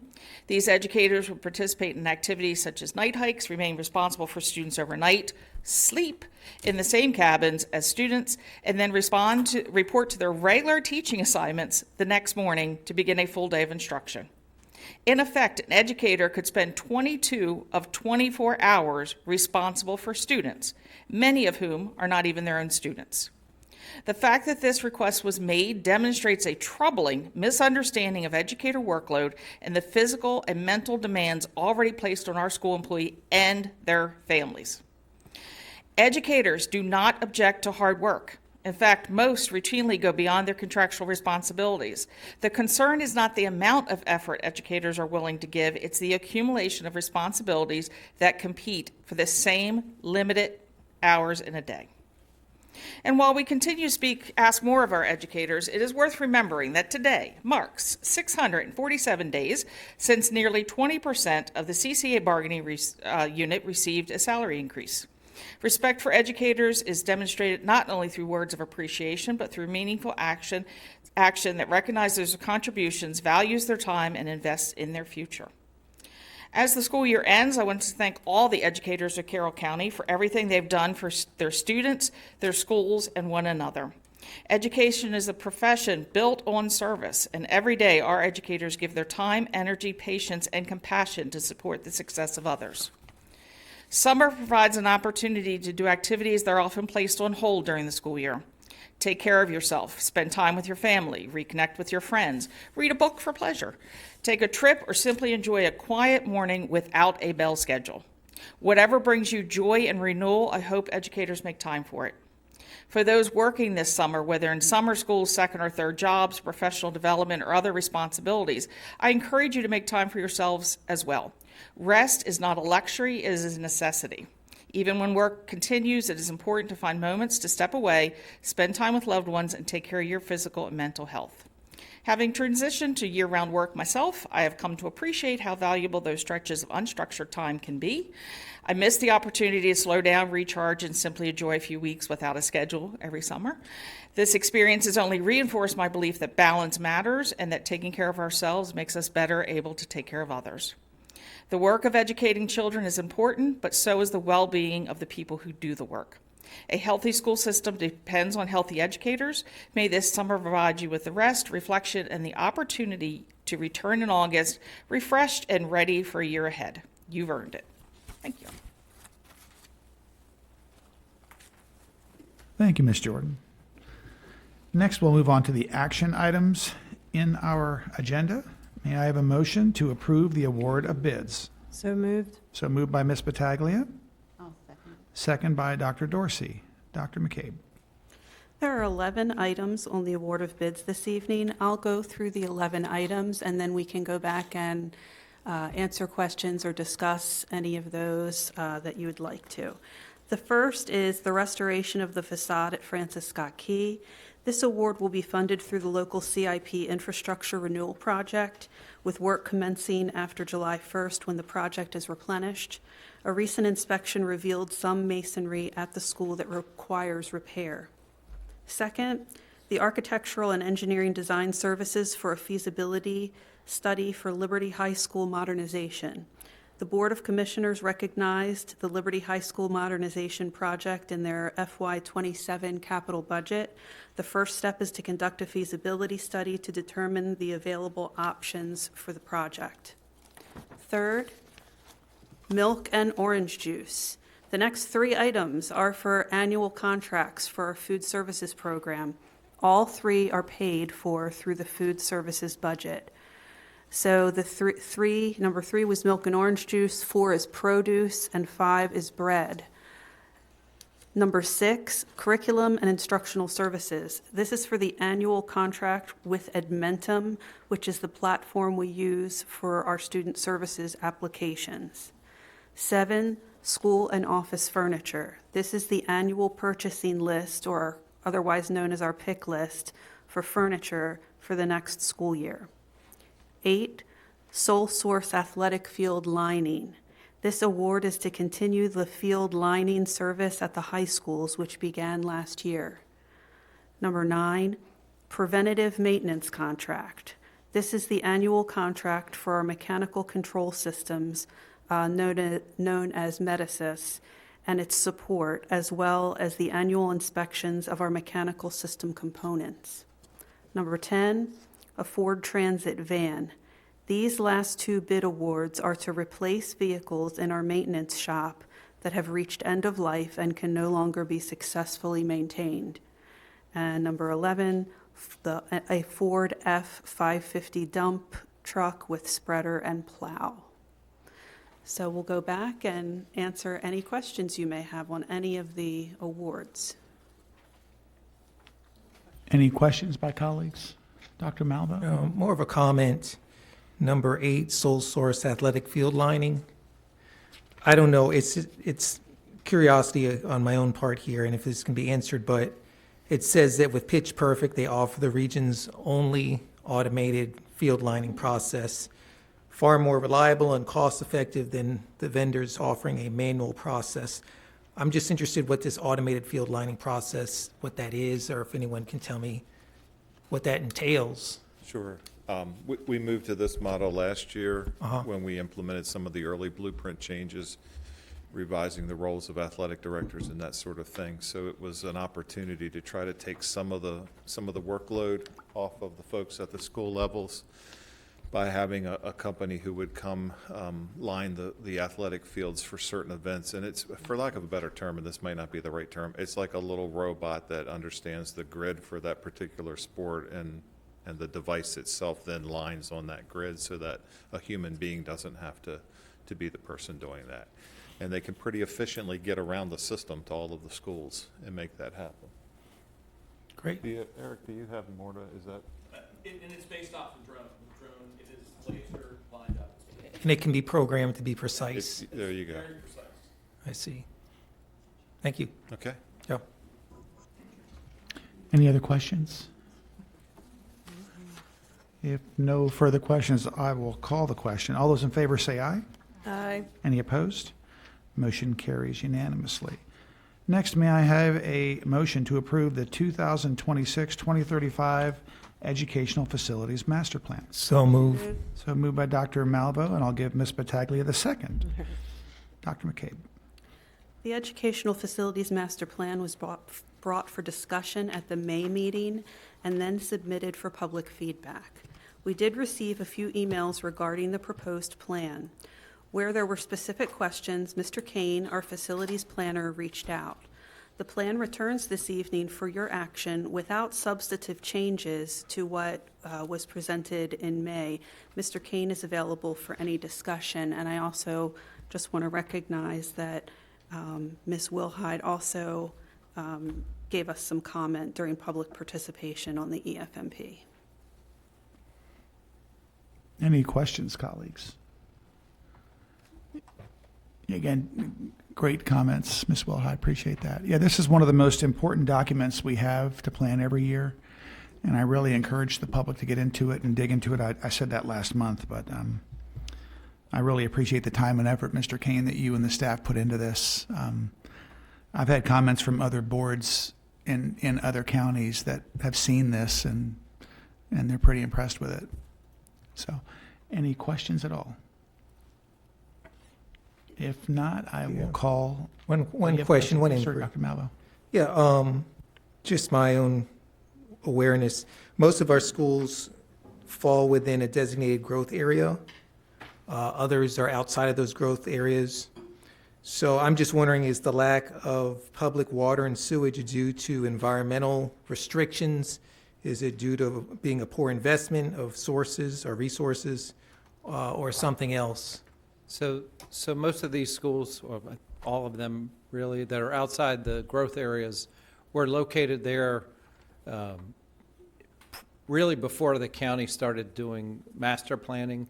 You know, some of them date back to the 30s and 40s. The designated growth areas are really a function of county planning and the municipality planning.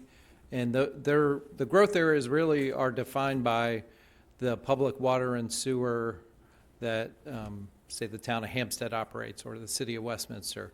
And the reality is the location of these schools outside are really too far outside of those growth areas to realistically be connected to the public water and sewer. So it's really just the history of the county and the geographic nature that these are just too far outside of those growth areas to be connected. At some point in the future, if the town's got close to one of these schools, we would certainly have a conversation and maybe see if we could connect them. But a lot of them are just significantly, many miles outside of the towns or cities. So that's really Thank you. the explanation.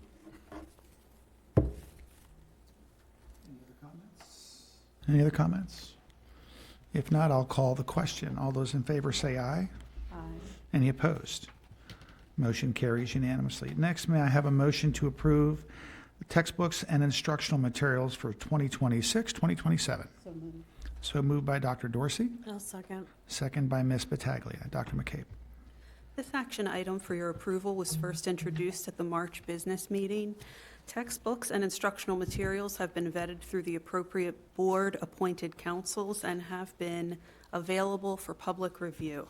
They return this evening for your action. Mr. Wernick is available for any questions you may have. Comments by colleagues? I actually went through all of these myself. Again, I appreciate the work, Dr. Dorsey, of you and your committee to make these recommendations. No other questions or comments? I will call the question. All those in favor say aye. Aye. Any opposed? Motion carries unanimously. Next, may I have a motion to approve to retain legal counsel for fiscal year 27? So moved. So moved by Dr. Dorsey, second by Dr. Malvo. Dr. McCabe. At the June meeting each year, we bring an action item for you to retain legal counsel for the upcoming school year. Once again, I am recommending that you retain PK Law to provide our comprehensive legal services. We continue to receive high-quality legal advice and services from Mr. O'Mealy and his colleagues across a broad range of our legal needs. The existing structure of the retainer agreement remains in place, including a discount for fees over the retainer amount and no charge for appearance at board meetings, with an increase in the hourly rate for FY27. Any questions, colleagues? If not, all those in favor say aye. Aye. Any opposed? Motion carries unanimously. Mr. O'Mealy, would you like to say anything? Well, thank you, Dr. McCabe and board members. It's been my pleasure, and I'm speaking not only on behalf of myself, but on behalf of my partners. We've worked with the Board of Education now for many, many years. For myself, I go back to 1986, and it's something that we greatly enjoy doing, and we remain active not only with the Carroll Board, as you know, but with other boards throughout the state and with the Maryland Association of Boards of Education. And so we stay abreast of the growing legal issues, and when we see them coming up in one part of the state, we bring that information to you and try to address those issues proactively and to respond to issues as they arise. So we look forward to working with you again in the coming year, and thank you very much for your support. Yeah, thank you. And if I can make you smile, you said 1986? Yes. That's the year I graduated high school. He doesn't have to keep sharing all I have this. to keep sharing that. Every time he hears these dates, That was the year I was born. Oh, even better. Oh, that's a dig on me. Well, it's a good thing for you that Mrs. Eisenberg is not here. Oh, I know. Yeah, listen, I appreciate everything you do, not only for us, but, like we're going to go down to the MABE conference in October. You and your team present to not just us, but all of our colleagues across the state at those meetings. So we really appreciate you keeping us out of trouble, advising us, and educating us every day. Thank you. Yes, thank you very much. And thank you, Kristen, Ms. Zimmer, for telling me that. I appreciate that. Next, may I have a motion to approve our legal fees over retainer? So moved. So moved by Dr. Dorsey, I'll second. second by Ms. Battaglia. Dr. McCabe. Also at the June meeting, after we reconcile all legal invoices for the fiscal year, we bring for your approval all legal fees for the fiscal year over the retainer amount. Again, as per the retainer agreement, all fees over retainer are discounted 20%. This year's fees over retainer are $118,512.86, is consistent within $2,000 of the amount from 1 year ago. So fees have been pretty consistent from 1 year to the next. Thank you. Any questions, colleagues? All right, hearing none. All those in favor say aye. Aye. Any opposed? Motion carries unanimously. Next, may I have a motion to approve the fiscal year 26 operating budget adjustment? So moved. So moved by Ms. Battaglia. Second by Ms. Zimmer. I think she beat you to it. Dr. McCabe. The June meeting is also when we bring you the necessary action items to reconcile the FY26 budget as we close out the fiscal year. Tonight, there are 4 items necessary for reconciliation. A budget adjustment is a change up or down to the amount of a major category at the time the budget was adopted last May. A transfer represents the movement of funds from one major category to another, such as when we realize year-end savings in one category but have expenditures to cover in another category. As a reminder, state education law requires that all budget adjustments and transfers be taken to the county commissioners for their approval within 30 days of your action. This first action item is for adjustments to the annual operating budget. This is a positive adjustment, which is the good kind. This adjustment recognizes increases in our prescription rebate program and interest income earned during the fiscal year. Mr. O'Neill and Mr. Burke are here for any questions or discussion. Any questions? Okay, all those in favor say aye. Aye. Any opposed? Motion carries unanimously. Next, may I have a motion to approve the fiscal year 26 operating budget transfer? So moved. So moved by Ms. Battaglia, I'll second it. second by Dr. Dorsey. Dr. McCabe. As I just mentioned, a transfer is when we balance out the major budget categories to close out the fiscal year. This action item is the reconciliation of the major budget categories.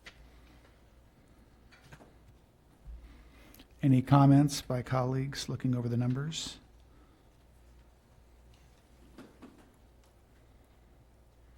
Well, it's nice to see gas, electricity, and steam was a decrease.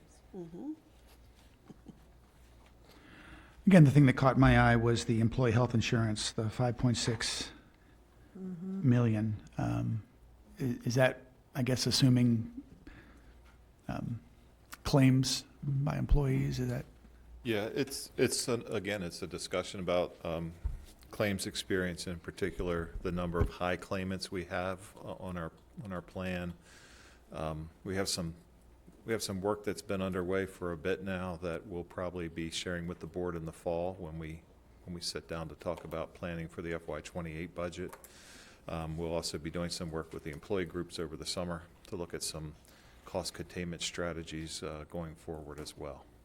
Yeah, again, for me, that's my wheelhouse, being in the insurance industry. I'm just really concerned about these large numbers we see year over year, and whether or not the actuaries are giving us good, solid information when we go into planning sessions. But it's just 5.6 million is a big figure, and I think it was 11 something right a year or two ago. It was a big number, but we've really got to keep an eye on our health and insurance costs for the school system. But thank you. I just want to make that comment.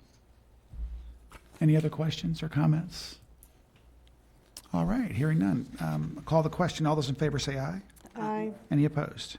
Motion carries unanimously. Next, may I have a motion to approve the fiscal year 26 food services budget adjustment? So moved. So moved by Dr. Malvo, second by Ms. Zimmer. Dr. McCabe. As you know, the food services program is a self-funding program. Tonight, we have a positive budget adjustment to the food services budget, recognizing increases in federal reimbursement for meals provided. Thank you. Any questions, colleagues? Hearing none. All those in favor say aye. Aye. Any opposed? Motion carries unanimously. Next, may I have a motion to approve the fiscal year 26 capital improvement program budget transfer? So moved. So moved by Dr. Dorsey. I'll second. Second by Ms. Battaglia. Dr. McCabe. Lastly, we have a transfer among CIP projects. This transfer is necessary to balance out the local infrastructure renewal project to close the fiscal year. Specifically, this is directly related to the replacement of the stadia lights at FSK and South Carroll.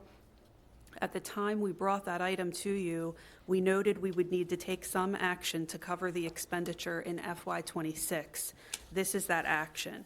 The commissioners provided your funding request for one-time funding in FY27, and those funds will become available to us on July 1st. However, from an accounting and auditing standpoint, we cannot close out the fiscal year with a project account in deficit. So we're bringing this action to resolve that issue. Thank you.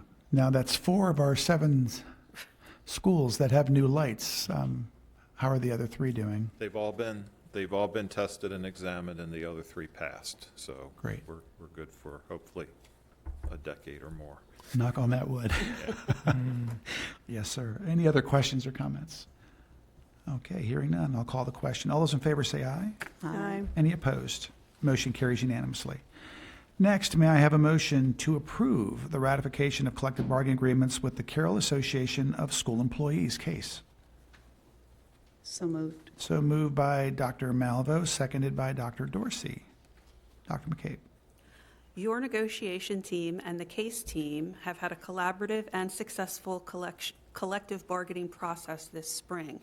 A tentative agreement was reached within the past 2 weeks and is pending ratification by the board and the case membership.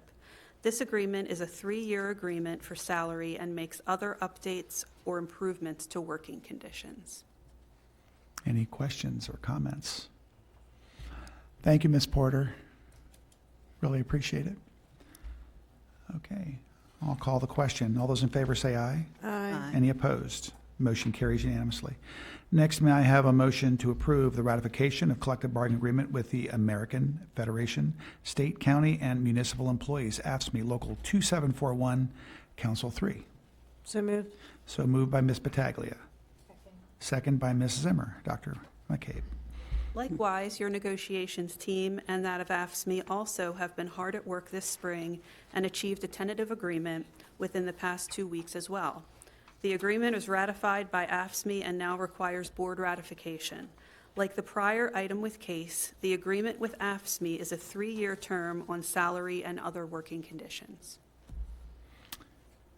All right. Again, a 3-year deal, which is very good. I think that's 4 of 5 bargaining units done, right? 1 more to go, food service. All right, any comments or questions? All those in favor say aye. Aye. Any opposed? Motion carries unanimously. Next, may I have a motion to approve the transfer of school bus contracts? So moved. So moved by Ms. Battaglia. Second by Dr. Malvo. Dr. McCabe. For your approval are the transfers of 2 bus contracts among our independent bus contractors. Any questions, comments? All those in favor say aye. Aye. Any opposed? Motion passes unanimously. Next, may I have a motion to approve personnel action items? So moved. So moved by Dr. Dorsey, I'll second. second by Ms. Battaglia. Dr. McCabe. For the monthly personnel action items, there are 2 new hires, 1 rehired retiree, 1 release from contract, 1 non-renewal, and 1 leave of absence. Any questions, comments? All those in favor say aye. Aye. Any opposed? Motion carries unanimously. Next, may I have a motion to approve personnel appointments? So moved. So moved by Dr. Dorsey. Second by Dr. Malvo. Dr. McCabe. For tonight's appointment, I have 5. Wanda Brandon from grade 2 teacher, Piney Ridge Elementary, to assistant principal, Tawnytown Elementary. Courtney Korber, mathematics teacher at East Middle, to pre-K through 12 student achievement coordinator for mathematics in curriculum and instruction. Casey Nakamura, acting assistant principal at Century High School to assistant principal, Century High School. Noah Scholl, assistant principal at East Middle, to acting principal at North Carroll Middle School. And finally, Jonathan Wolf, currently social studies teacher at Shiloh Middle, to acting assistant principal at East Middle. Any questions or comments? All those in favor say aye. Aye. Any opposed? Motion carries unanimously. Next, may I have a motion to modify the outdoor school program? So moved. So moved by Ms. Battaglia. May I have a second by Ms. Zimmer? Dr. McCabe. As you are aware, the outdoor program has been discussed during the past two budget discussions, and indeed many, many times over the years during prior budget discussions. In this most recent budget process, there were times in our presentations where we generally referenced risk management concerns, and we have had some different liability issues as well. During the budget window, the board advised me that you wished for me to separate those concerns from the budget process and discussion. You advised that we should review any concerns with liability and address them outside of a budget action, and so we have undertaken that work this spring. We have worked with our insurer, county government staff, the sheriff's command staff, and Mr. O'Mealy, your legal counsel, to investigate and assess those concerns. I'll ask Mr. O'Neill to present a bit more of that background, as well as our findings relative to risk management and overall security concerns. Part of the presentation will be my recommendation, which I have arrived at through consultation with Mr. O'Mealy. We will also do our best to answer all board member questions during and following the presentation. With that, I'll ask Mr. O'Neill to begin. Thank you, Dr. McCabe. And before we get started on sort of the specifics of the presentation, just want to make some overall statements here this evening. As we go through this, and to the extent you have questions and answers being offered, I want to make very clear that nothing we say is meant to be critical or criticism of anyone involved. There's certainly no criticism of the employees at Outdoor School and the work that they do and have been doing and the efforts that they've been given. We're going to talk about our relationship with the county. There's no criticism of that relationship with the county or their role.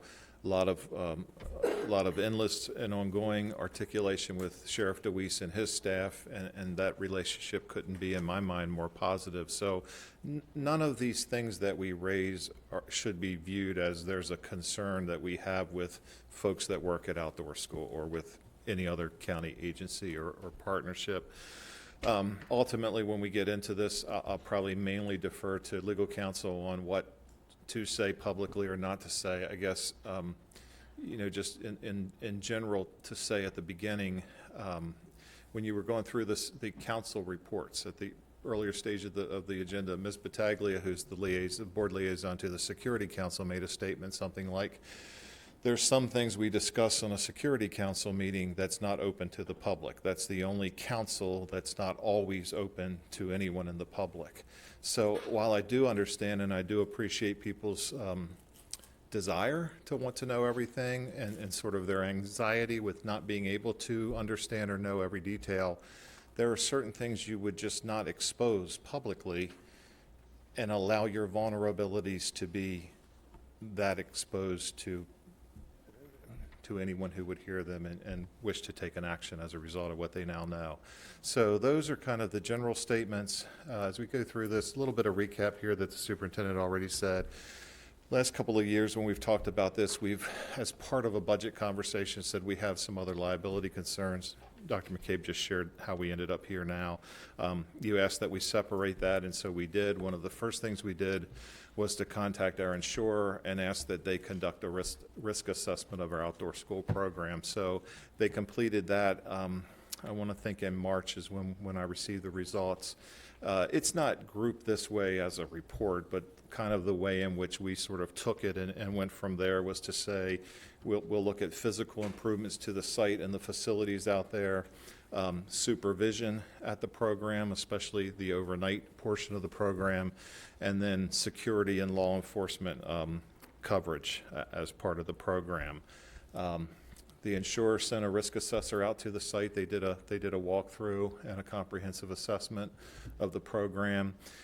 We did provide those results to county government, and one of the things I meant to say in my kind of overarching comments is, for anyone who doesn't know, one of the unique aspects of our outdoor school program is that we do not own the land, the real estate, and we do not own any of the buildings there. That is all county-owned property and county-owned facilities, and so that, that sets up a bit of an interesting dynamic in that we're sort of tenants, if you will, on county government property and county government facilities. So that's the reason why we would have taken the results of the insurer's assessment to county government, because it's their property and their buildings, and offered them an opportunity to sort of look through and digest and see what, if any, actions they wanted to take. The county is addressing some of the broader issues in the risk assessment, but generally speaking, the county's approach is that they're going to look at aspects of the assessment that sort of are part of the park in the broader context, the public aspects of the park, and that they would defer any improvements or any changes to the outdoor school site itself to us, for us to consider to decide whether or not to remediate and to pay the bill for any such remediation. So we took the results, we shared with county, and then also we sat down in a couple of different groups of employees in the system to kind of go through the results and conduct our own analysis. And part of that analysis included connecting with Sheriff DeWeese's designated member of his command staff to look at law enforcement coverage through the lens of the Maryland Safe to Learn Act. And for the folks that, one of the things we get is, how could suddenly after 50 years something be so different? I was born much after 1980, or much before 1986. A mirror would tell me a lot can be different in 50-some years, but so too are the number of laws, the number of regulations, the number of requirements, the number of incidents that occur either here or in other places that then prudent organizations would be responsive to. It's not the same as the 1970s. There's always a reason to sort of evolve to the conditions of the moment and make sure you're doing the best you can to balance the educational program with making sure that the educational program can be delivered in a safe way for staff, for students, and for the Board of Ed, which is also a business. So we went through the plan. We put our own lens on it in the sense of, so for instance, an insurance assessor is not going to know much about the Maryland Safe to Learn Act. So we looked at the overall picture in terms of that lens, not just the Safe to Learn Act, but if we're not going to sort of assume responsibility of these facilities, which we do not own, kind of our walk away as the staff was, and with Dr. McCabe's blessing was, we need to bring these structures up to the standards we would expect at any of the schools we do own. So either from a facilities building standpoint, from a security infrastructure standpoint, we want the outdoor school program to have the same standard level of implementation that we would have at any of our other school sites. And that's about as deep as I'll go for now. We developed those plans. To the extent we could, we developed cost estimates for what those improvements would involve, both one-time costs or ongoing operating costs. And ultimately, we determined, if you set aside the budget issue, meaning if we wanted to mitigate the plans we came up with and have a rough cost estimate for those plans, we don't have a budget yet identified to do that. So there's that issue, but then beyond that, there were some aspects that we were unable to find a solution or a remedy or a mitigation for. Some things we just fell short of being able to address. The whole time, over months, you and us have been spending lots of time with Mr. O'Mealy, reviewing our work and the assessment. And that leads us here this evening. So for the next two slides that I'm gonna click through. I think for the first slide, Mr. Amelia, I'm going to turn to Mr. Amelia, and he's going to offer his legal advice to the board. And then following that, we'll get into the superintendent's specific recommendation. But the clicker did not work, Ed. There we go. Okay. To follow up on what Mr. O'Neill said, the times have changed in many ways. When the outdoor school program first opened up in, I believe, 1976, we had a different climate. We had a different set of expectations. That was before Columbine. That was before Sandy Hook. That was before Marjorie Stoneman Douglas. It was certainly before the shooting in 2018 at Great Mills High School. We have to be aware of those types of situations. We have made our schools better equipped to avoid unsafe situations. The Hashawa property is not secure. We've had incidents. I don't want to get into the specifics, but we have had people who are not supposed to be there. When we have children residing overnight who have shown up at the property under the influence of something, we didn't have adult counselors sleeping in the bunks with the students. And as we heard earlier, getting adult educators to stay overnight with the students is a big ask.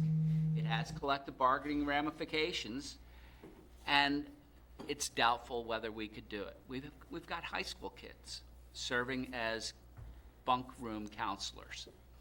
We had one adult who was able to confront that individual was the nurse, putting herself at risk.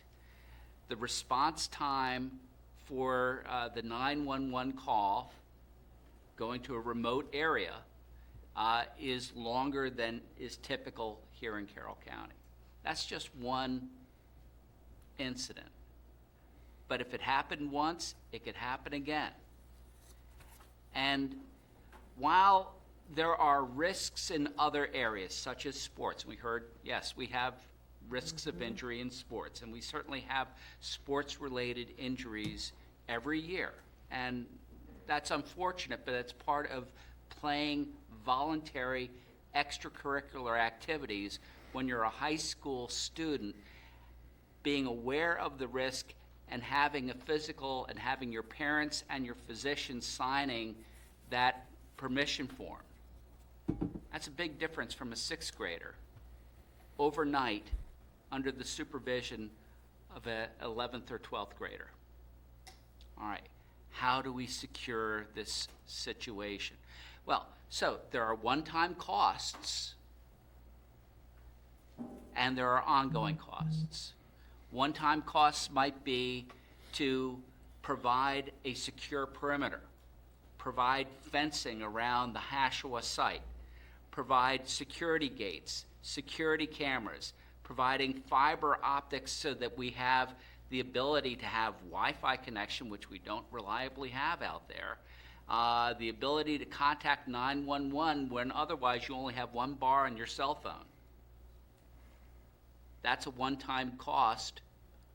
It's not in our budget, but we know the risk. And when we know the risk, we can't just continue with business as usual. We have to address the risk. Ongoing costs from one year to the next. If we are going to provide adults, preferably certificated educators, staying with the children in the bunks overnight, that's going to be an increase in our ongoing FTE costs. It's going to be an increase in our additional compensation for employees. That would be from one year to the next, to the next, to the next. Once we become aware of risks, we can't just say business as usual. We have to address them or make a change. And so my recommendation is that we discontinue the outdoor school program as we currently have it, with a residential component for sixth graders. And we rethink how we can deliver the curricular aspect of outdoor school without exposing the children to the risks that we know are out there. It's an unsecured location. Any one of us at any time could go up to Hashawa and walk right up to those cabins. And it happens. And we're talking about 11-year-olds spending the night there under the supervision of 16-year-olds. That's dangerous. It may not have been as dangerous in 1976 or 1986, but it's a significant risk. There are other things that we need to address. As with the safety committee, as with other potential liability and safety measures, we don't necessarily share the specifics in public. So for example, when we talk about school security, we don't have a public discussion of where the cameras are located. That would defeat the purpose, wouldn't it? And so we have those discussions in closed session. Here we're in public session and we're sharing kind of a general overview of why we can't continue, in my opinion, with the way we've been operating. And we've been fortunate. We've been very fortunate. Things could have been very, very different in a couple of situations that took place in the past year. We're fortunate no one was injured. We may not be that fortunate next time around. So that's an overview of my recommendation. And to the extent that people in the audience say, well, why haven't we been discussing that publicly? I generally do not give my advice to the board in public. Under the Open Meetings Act, the board can meet in closed session to receive legal advice, and we have. And so I'd be happy to answer any questions if you have them. I had a comment. Can you explain the Child Victims Act and how that exposes our school system to significant financial risk? Sure. So effective October 1, 2023, we have the Child Victims Act, and that eliminated the statute of limitations for child abuse, sexual child abuse claims in the state of Maryland. We have currently in the state approximately 12,000 plaintiffs who have brought suit against various programs and entities that employed or supervised people who have allegedly abused children. And they would include public school systems, private schools, churches, church-affiliated programs, camps.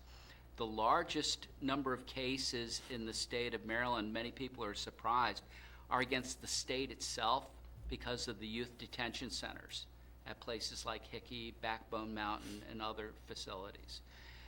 I'm defending about 100 of these cases right now across the state for public and private schools.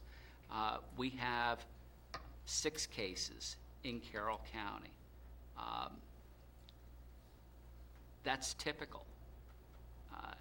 It's sad to say, my earliest Child Victims Act case, currently, not for Carroll County, alleges abuse from 1956. So, while not per se related to the outdoor school, it is a factor in considering liability risk.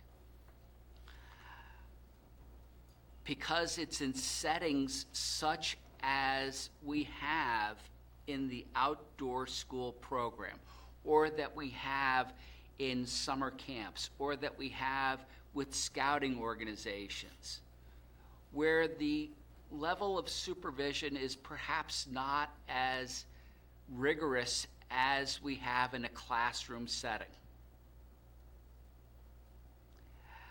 that the risk is increased. And so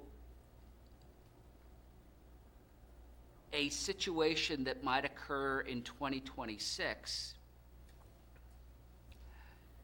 you could be defending that in 2046. Because while the Child Victims Act retroactively eliminated the statute of limitations for prior claims, it also eliminated the statute of limitations prospectively. So while Maryland school boards are defending cases from the 70s, the 80s, the 90s, or in that one case from 1956, that's one thing. But we have to look forward and say, all right, shame on our predecessors for the events that took place giving rise to those claims that are being asserted now. But it's on us today to make sure that our successors 20 years from now are not defending claims from 2026. Liability is important, but what's more important is protecting the kids. Thank you. I just wanted to outline that, the risks are not just now. The risks are not just physical. The risks are future. So I appreciate that explanation. Sure. And I would just add, if Ed will let me, you said the level of supervision is not as rigorous as it is in a classroom or at an athletic event or at a band competition or at any other extracurricular kind of activity where there's a principal or an AP or perhaps both an athletic director, an SRO, and security guards. Right. There's a high school student sleeping in the cabin with the kids. Well, we for an athletic event, we have a coach who, in most cases, the head coach at least, is a teacher or other public school employee. We have credentialed coaches who go through the care and prevention of injuries training through the Maryland Public Secondary School Athletic Association. There is no athletic contest that doesn't have a number of adults present at all times, including but not limited to the bus going to and from the game, in the locker room, on the field, and that's what's lacking here. So based on Mr. O'Malley's legal analysis and advice, that brings us to the superintendent's recommendation as for how to move forward. And so Dr. McCabe's recommendation, do you want me to step through? Yeah, please. Dr. McCabe's recommendation is that we act now to convert the outdoor school program as it has existed into a day program with integration into the home middle schools for the students, that we take the 26-27 school year to carefully plan those activities or plan that transition and everything that would go along with making this transition, so that when we do implement, we have the best chance at doing it as effectively and as well for the students and their learning as we can. And then that we therefore, after a year of planning, make that implementation change for school year 27-28.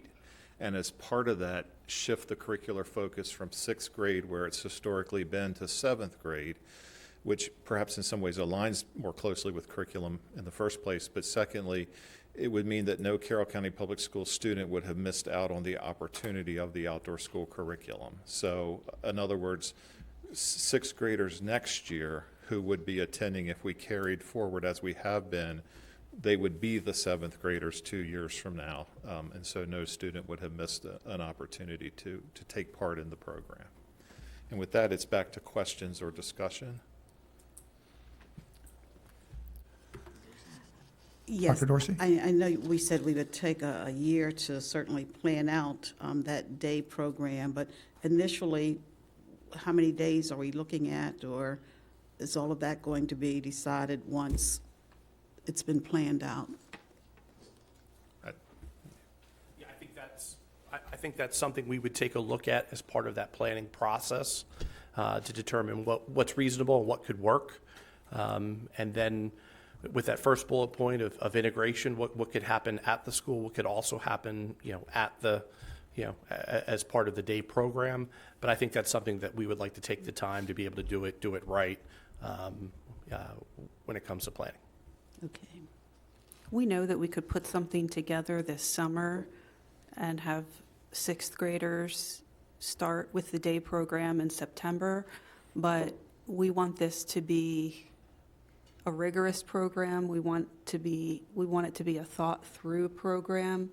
And we know that all the things that go into making learning fun, exciting, and hands-on sometimes requires more thinking, more ordering, all kinds of things to make it exciting and hands-on. We want our students to have that experience of a day program be an experience that is just as fun and exciting and that they'll remember, as well as one that is fully aligned with the 7th grade curriculum. There's operations aspects as well that we'd really want to delve into. We did explore earlier in our work on the risk assessments some alternatives like what if we just ended the overnight part of Hoshawa and moved to a day program? One of the things that quickly emerged is that where we sit with our ability to provide transportation at the moment, we wouldn't be able to get students there from all corners of the county on a time frame that would allow them a meaningful experience at Hoshawa if we just took that immediate step. So for instance, you might be 45 minutes on a bus from, let's say, Mount Airy. But where we are with our transportation fleet post-pandemic is that we can't dedicate more buses to that venture. We can't create a fleet of buses just to get kids to and from Hoshawa. So kids would ride their bus to their home middle school. They'd get on a shuttle. The shuttle bus would then take, not a school bus shuttle, not a different kind of vehicle, would take them to Hoshawa. By the time we got them there, they would basically have enough time for maybe two activities plus lunch in the middle, and then get right back on the bus and go back to their home school so that the bus can do its afternoon runs. A year to plan here gives us more time to consider operational aspects like that. Are there different ways we can handle that? Are there different locations? Not to say that Hoshawa would end as a location, but are there other locations located in different portions of Carroll County where we could get students to more quickly from certain schools in that region so that they could have a more valuable experience, at least in terms of the amount of time that would be afforded to them. So there's both the curricular instructional plans, but also some operational things we'd really like to try to figure out to make it as good as we can possibly make it. So if I could just clarify, the short-term solution is converting to a day program in the middle schools. And then the following year, we go back to like maybe we send kids to Hoshawa, or we send them to maybe one or two or more locations throughout the county. I think in this recommendation, it would be a complete pause for next school year. Pause, okay. And then that next school year would be that planning year. Gotcha. With implementation starting again, which would mean next year's sixth graders would not have an outdoor school experience, but in 7th grade, under this structure, would be the first group that would. And again, not necessarily in their middle school. It could be Hoshawa or other places designated throughout the county. Okay. It's just it wouldn't be overnight. Right. Are there any other comments by colleagues? Mrs. Emmer? Just one comment, because of some of the information that this board has become aware of.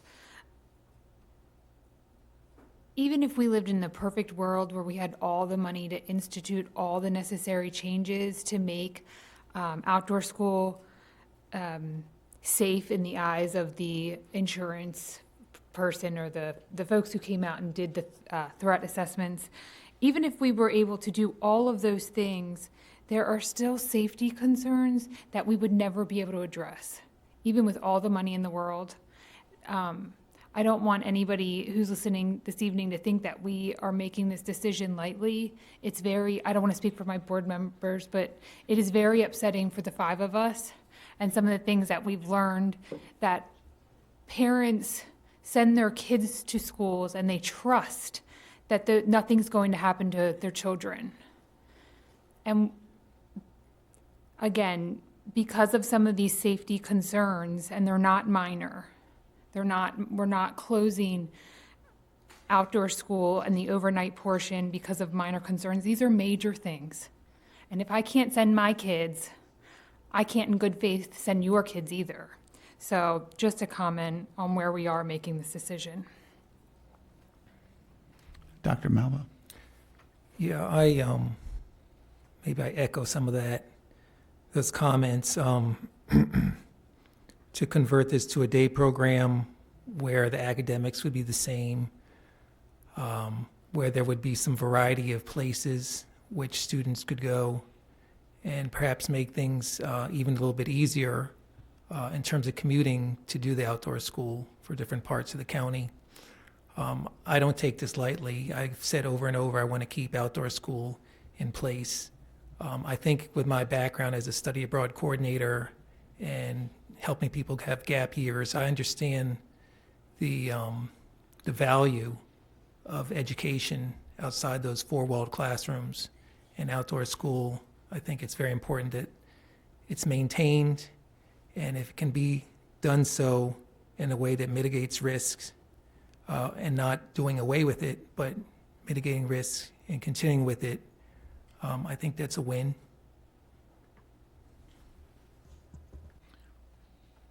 Yes, Ms. Tedeschi. So I'd like to add a little bit of a comment expanding on what has already been said. So while this is obviously detrimental and it's sad to the students who were looking forward to it, I also have to agree that ultimately the staff and the students' safety has to come first. I was a COVID year during the outdoor school program, so I did not have the overnight experience.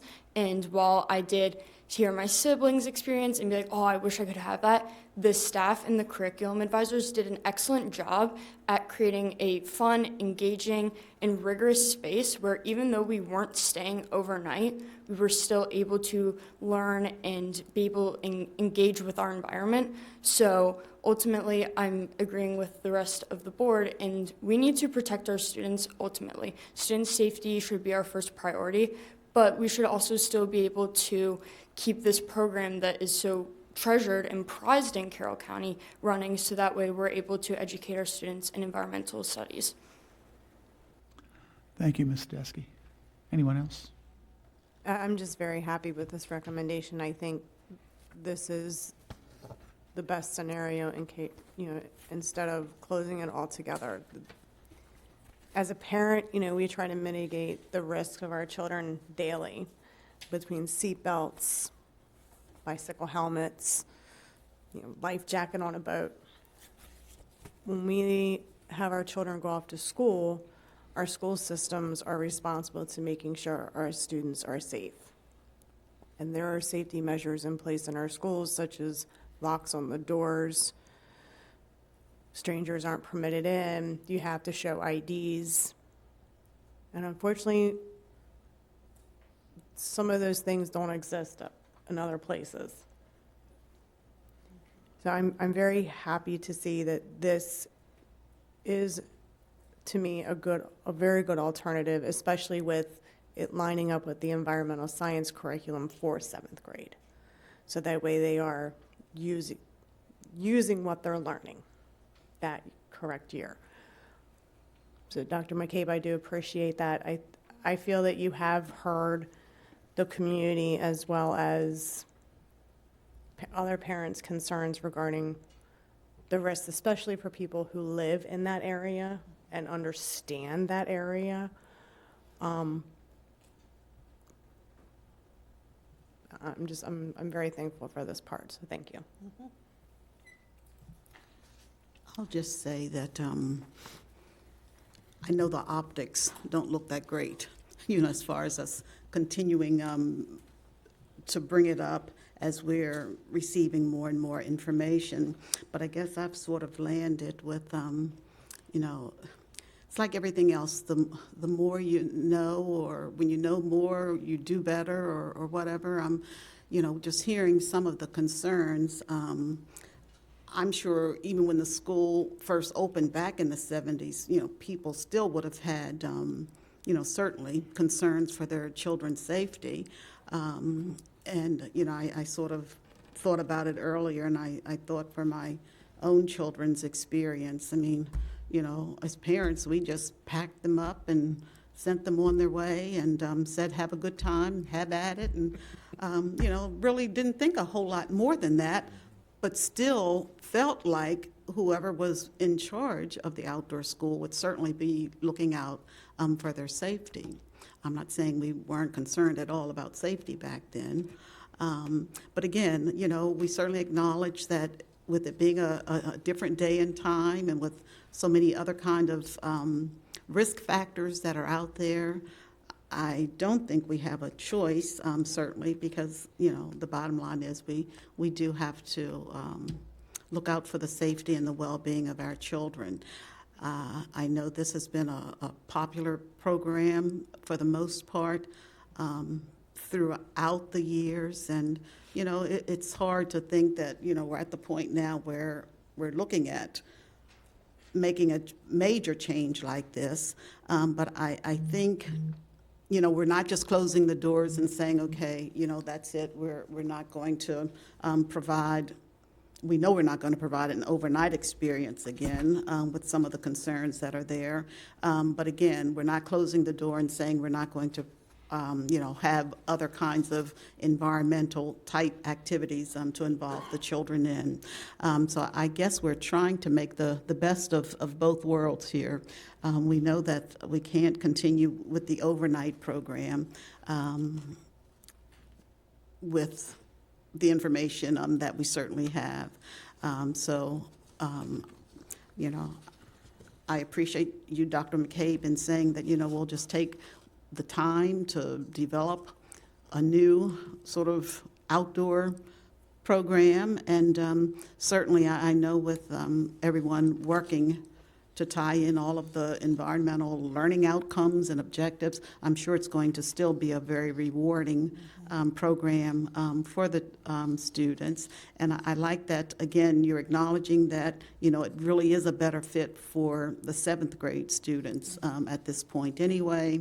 So for the children who would be in 6th grade next year, it's not that they would be missing out entirely, because they would get it, you know, the revised outdoor school when they got to 7th grade. So again, it's been a hard topic to digest, but again, I think with all of the risk factors that you know, we have been made aware of, I don't think we really have a choice. I mean, I would hate to think otherwise, and then if something happens, you know, then there we are. So anyway, I'll stop at that. And Dr. Dorsey, you know, that's one of the things that I really had to think about when making this recommendation is, you know, the weight that is on all of our shoulders for keeping our students and our staff safe. And I know that this will be unpopular for many people, but I would rather live with that than live with a parent standing there saying, you let X, Y, or Z happen to my child, and you knew. You had in black and white in front of you what the risk was. I don't want to have to live with that. And I don't think any of us do. I think once we, as you said, once we know better, we do better. So that's where I am. Thank you. I have a few points I want to bring up. Mr. O'Neill, you answered the question really well. We've been doing this for 50 years. Why now? Why the sense of urgency? We're not at liberty to share what legal counsel provides us because of the risks, but you just need to trust your 5 board members. This is serious. And it's not about money. I know everyone out there is going to say it's about money. It's not. It's not about money. It's about student safety, the safety of our staff, and the looking out for the taxpayers with regards to the risk of litigation and lawsuits that we could face as a school system. Our inability to provide adequate funding for our students, to be educated. It is not about money. I want to address the very valid concerns and complaints about transparency, because there was some very good questions about that. Again, it goes back to what I just said. We can't really share all of the things because of the risks, if exposed, might encourage a bad actor, to take advantage of those vulnerabilities. So please just trust that. But believe you me, I interact with these 4 incredible professionals and our superintendent and staff on a very regular basis. There is nobody on this dais that wants to see outdoor school closed or changed in its current format. Nobody. And I think my colleagues would agree, there's probably nobody more vociferous than me that has been pushing back on this staff. What about this? What about that? What about this? What about that? So don't think that we make this decision lightly. All of us have had conversations with our commissioners, with our sheriff, and believe me, we're turning over every rock we can to see if something can be done. And this is, it's come to this point. So I guess that's all I have to say about that, right? The words of Forrest Gump. Okay, with that, are there any more comments or concerns, questions? So are we going to make a motion to go with the superintendent's recommendation?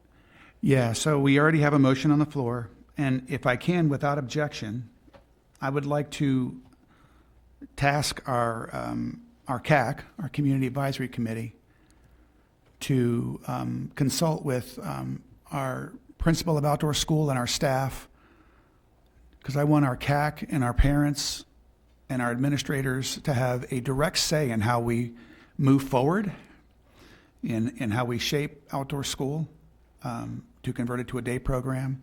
So without objection, I'll ask the CAC to look at that. I think also curriculum council would be excellent. And the too. curriculum council, good, great call. So without objection, we'll do that. And so are there any more comments or questions about the motion to modify the outdoor school program? Hearing none, I'll call the question. All those in favor say aye. Aye. Any opposed? Motion carries unanimously. Thank you to the staff. Thank you, Curtis. Thank you to everyone that's been helping us try to dissect and navigate forward on this. Next, we'll move to item 7, elementary and middle school scheduling changes. Dr. McCabe. Tonight, for your discussion item, we would like to continue the conversation regarding the state literacy and math policies and preparation for how we will proceed with implementation. Mr. Shockney will provide the background and the impact we anticipate for scheduling changes. We look forward to your questions and discussion. All right, thank you, Dr. McCabe. So we're back tonight to do a follow-up from some presentations that took place earlier in the school year, specifically in March, where we gave a much detailed presentation on the state's pre-K through 3 comprehensive literacy policy. There are lots and lots of information and things to unpack in that policy. Tonight is a part of that. At the end of this presentation, there's a link to the presentation from March, along with a few other resources that I'll reference here in a minute. But like Mr. O'Neill said, it's always good to start off with a good objective when we're talking about doing some learning and teaching. So that's just good teaching. So we're going to talk about scheduling changes at the elementary level and scheduling pilots at the middle school level. I want to be really distinct about what we're doing there. We're definitely doing some changes for next year at the elementary level, and we are doing some pilots next year at the middle school level directly related to 2 state policies that I'll get to. I'll talk a little bit more in a minute. So a little discussion, but obviously, as we have been doing all along, we want to inform the board and community about how we're going to meet the requirements of the pre-K through 3 literacy policy, as well as the MSDE comprehensive mathematics policy. All right, so as always, this is a big connector to Pillar 1 of our strategic plan, which is all about academic achievement. So I started already a little bit on the background, but these are the 2 policies from the state that are requiring the changes to our instructional schedules at the elementary level and are causing us to pilot changes at the middle school level. And the first is the MSD pre-K through 3 literacy policy. At the end of this presentation, there's a link also that will take you directly to the state's policy. I was in a meeting last week with MSDE in which they referenced that there might be some changes to. Right now, there is a finalized pre-K through 3 literacy policy and a draft adolescent policy. They have signaled that there is a potential that there could be a combined comprehensive pre-K through 12 literacy policy. The changes that we're going to talk about today in literacy or in reading or in English language arts is related to the elementary level as a result of this. But essentially, this policy requires us to do much more frequent screening of our students. We've always screened our students, but it's a little bit more frequent than we've done in the past. And it's also going to expand the number of students that we anticipate will need interventions or supplemental instruction to help identify any area of reading difficulty. We currently do that. We have been doing that.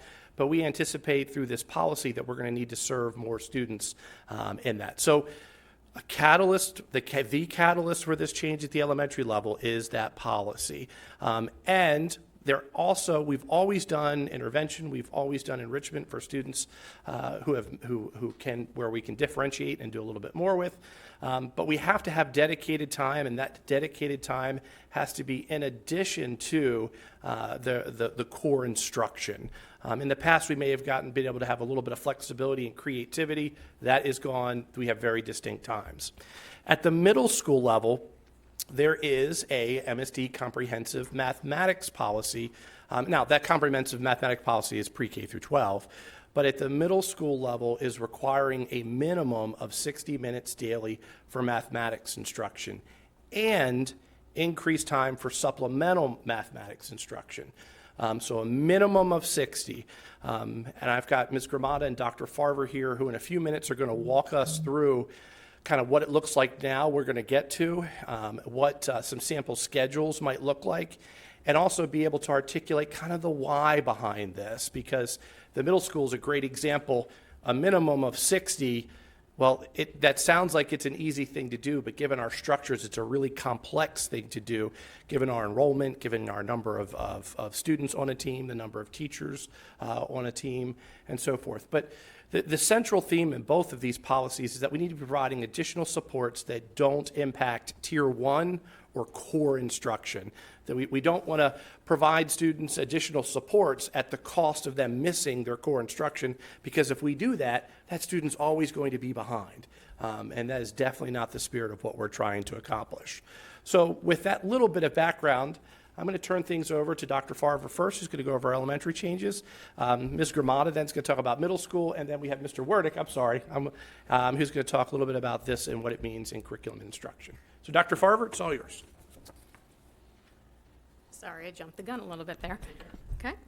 So the recently adopted reading and math policies that Mr. Shockney just spoke about has given a clear guidance on our required daily minutes for both reading and math instruction, as well as dedicated daily time for math and reading supplemental instruction for every student based on their needs, their assessed needs. Beginning 2026-2027 school year, all kindergarten through 5th grade students will receive 150 minutes of reading and writing instruction. That includes a 30 minutes of supplemental reading and writing instruction. All kindergarten through 5th grade students will receive 90 minutes of mathematics instruction. That includes 30 minutes of supplemental math instruction. Students will continue to receive 30 minutes of either science or social studies instruction with alternating weeks or units. Okay, this slide shows a daily elementary schedule, and it's just a sample schedule that we have, that we've provided. Students will continue to receive 30 minutes of lunch and recess and their 60 minutes of special area time. We will continue to support our building administrators by sharing sample schedules and providing time to collaborate. And then our changes, so a collaborative team was assembled to develop a new schedule guidelines that included teachers, content supervisors, and school administrators. Bullets 2 through 4 include specific regarding the amount of daily instruction, minutes for the core content areas. The committee recognized the need to keep the decision-making regarding supplemental instruction in the hands of teachers, support staff, and administrators in our schools. They know our students, their data, and how to best meet their needs. The dedicated time built into all student schedule will allow for uninterrupted first-pass instruction for all content areas, as well as dedicated daily supplemental instruction time for math and ELA, including extensions and enrichment for advanced learners. Teachers will receive professional development on how elementary schedules will change to meet the expectations of the state reading and math policies at their August supervisor-led training. With that, I'll turn it over to middle school. Before you can, Ms. Dr. Farber, a question. Do we have any kind of flexibility going school to school? Like, for example, let's say we have one school where the test scores are just, really, really well in this area. Do we have the flexibility to deviate from that, or is that something that's being dictated? We used to have a range. It used to be 120 to 120 to 150 minutes where schools could go within that range, but now we're sticking to the solid 150 minutes with the 30 minutes. Okay. In the policy, it does state that it should be a 30-minute intervention block. Gotcha. It's a great question, Mr. Whistler. Yeah, and that's, I think, obviously it's a challenge, and I also need to preface with, yes, there's a finite amount of minutes in the day. And when obviously, we need more time for one thing, it does come at the cost of something else. That does not mean in any way, shape, or form that we don't value social studies and science time. Yeah. That was a key component early on as we began this journey. I reached out and communicated with all principals, and I drafted a message that principals shared with all staff that said just that. We are committed clearly to social studies and science instruction, but we have to make difficult decisions when there's a finite amount of time in the day. I think in our early analysis of the policies against our current practices, I think Dr. Farber pointed out a really important thing to note. Some of we noticed we were a little different kind of everywhere. And I think to some degree, a little bit of different from school to school is okay. But then I also worry over time, what is one school doing that another school isn't doing? And is our written curriculum being the delivered curriculum? And sometimes when we steal minutes or borrow minutes from here to there, we're not really, it's not a concerted effort that at the end of the day, we're making sure kids get what they need in reading, math, social studies, science, and all of these other areas. Yeah, I'm just questioning how much flexibility our educators have and principals have. And then Little bit. my other question was displaced, what's being displaced? And then also, I'm very curious, in our elementary schools, do we have our educators, are they teaching all subjects, or we have some schools where they're doing blocks, like there's one that's only, one class only does math, one class only does, what's that mix look like? So we have some schools that are teaching all subjects, and Right. we have some schools that are teaching, that are departmentalizing. Right. That's a principal-based decision. Usually they look at their assessments, they look at where their data is and what works with their team. But right now it's a principal-based decision. Yeah, I was just curious what this kind of mandate would have on those transition periods for those those department level style class settings. But yeah, okay, thank you. I'll also point out that what MSDE